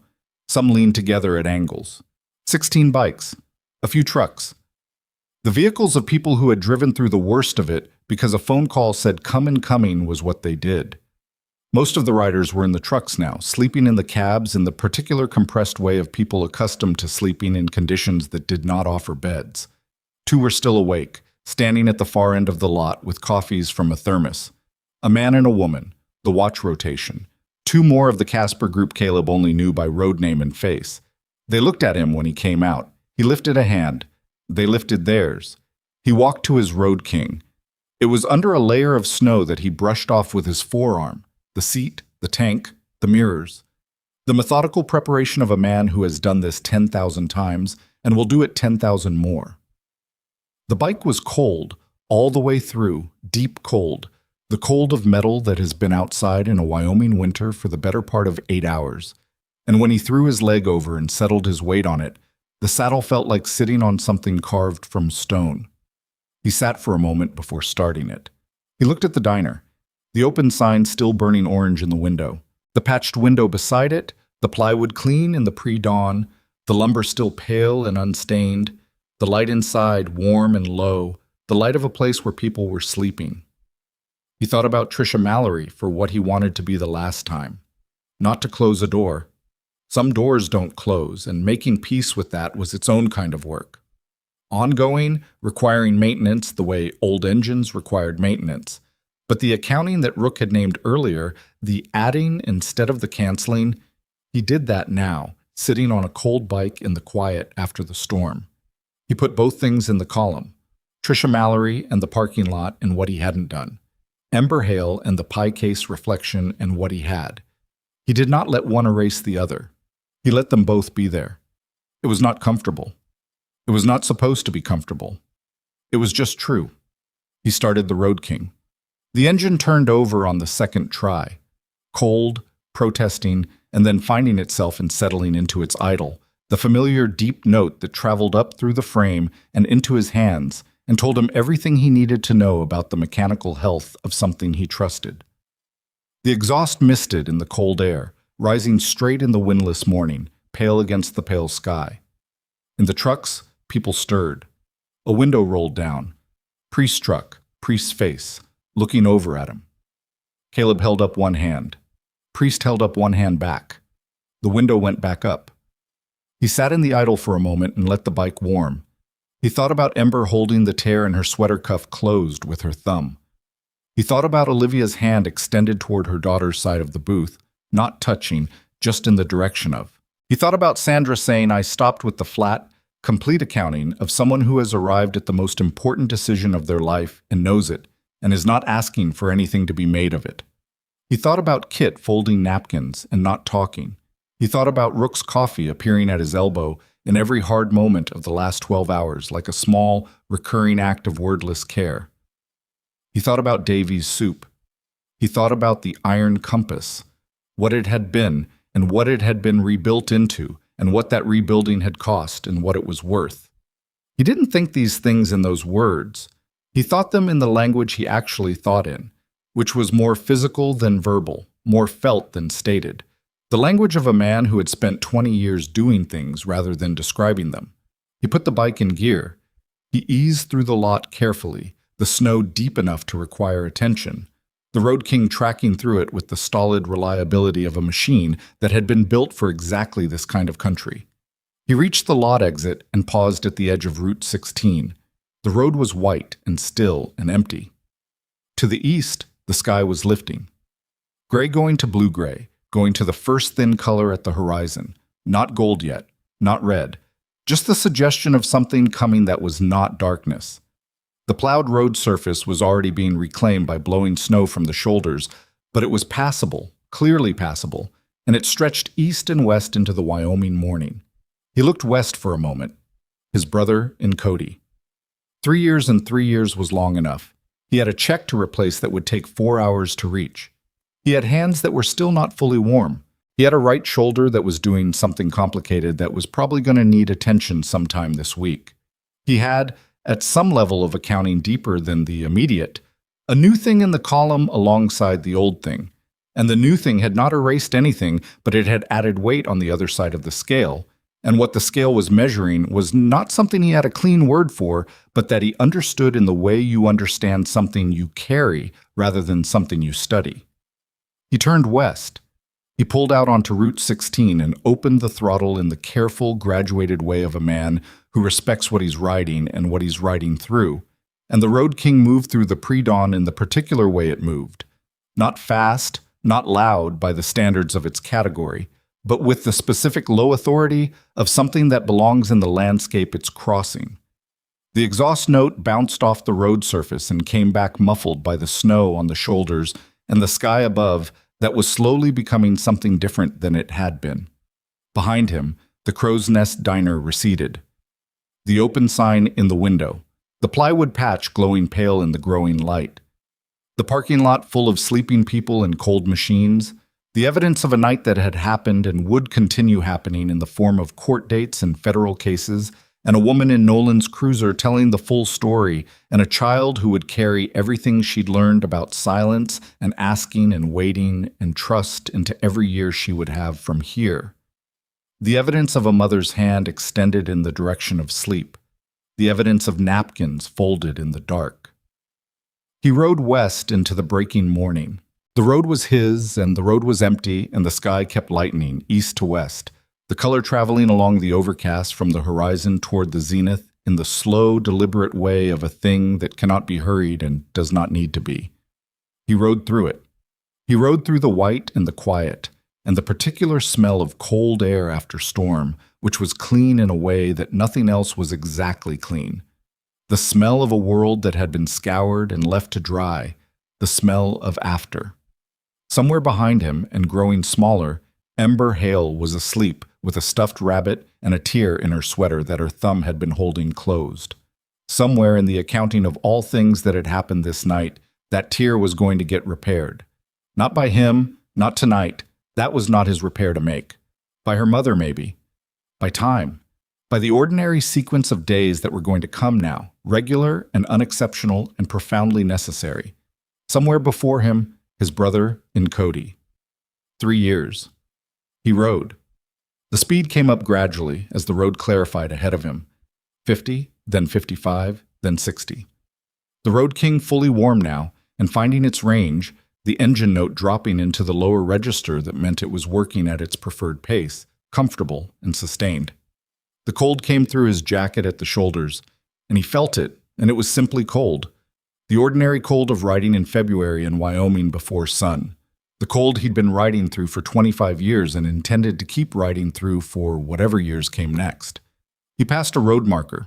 He passed the Dubois Junction, where someone had photographed him yesterday morning with the specific intent of using him as a piece of somebody else's plan, and he passed it without slowing because the plan had not worked, and the man who'd made it was going to have a long time to examine where it had gone wrong. And the junction was just a junction again. A road meeting another road in the snow, the world continuous and ordinary on both sides. He reached the other side of the junction and kept riding. He thought, briefly and without weight, about the photograph. His own face turned toward the road. The timestamp. The sense of being inside someone's frame without knowing it. He thought about this and then he let it go, not because it was finished. The legal architecture of this night was going to be ongoing and long, but because his presence in it had done what it could do and the rest was not his to carry. What he carried was his. He carried Casper. He carried Tricia Mallory. He carried the specific weight of a man who had chosen one thing at 29 and had spent 15 years choosing differently, not to cancel the first choice, but because the second choices were the only ones still available to him. He carried the iron compass and what it had been rebuilt from and what that rebuilding required every day. The active, daily, unglamorous choosing of a different thing than what came naturally, which was not the same as it coming easily. He carried now the new thing in the column, a girl of 8, signing below the table in a warped mirror. The 4 words that had changed the temperature of an evening in the specific way that 4 words can change everything when they are the right ones heard by the right person at the moment that required them. She's not my mother. 4 words that a child had found a way to say in the only language she trusted anyone enough to use in the smallest possible form, directed at a stranger across a diner she'd walked into by accident on the worst night in years, and the stranger had been there and had been paying attention and had understood. That was all it was. That was everything it was. The sky to the east was fully light now. Not sunny, the overcast still thick, but the specific pale luminosity of a winter morning after storm. The light that comes not from a visible source but from the sky itself, diffuse and even and capable of illuminating everything without casting shadows. He rode through it.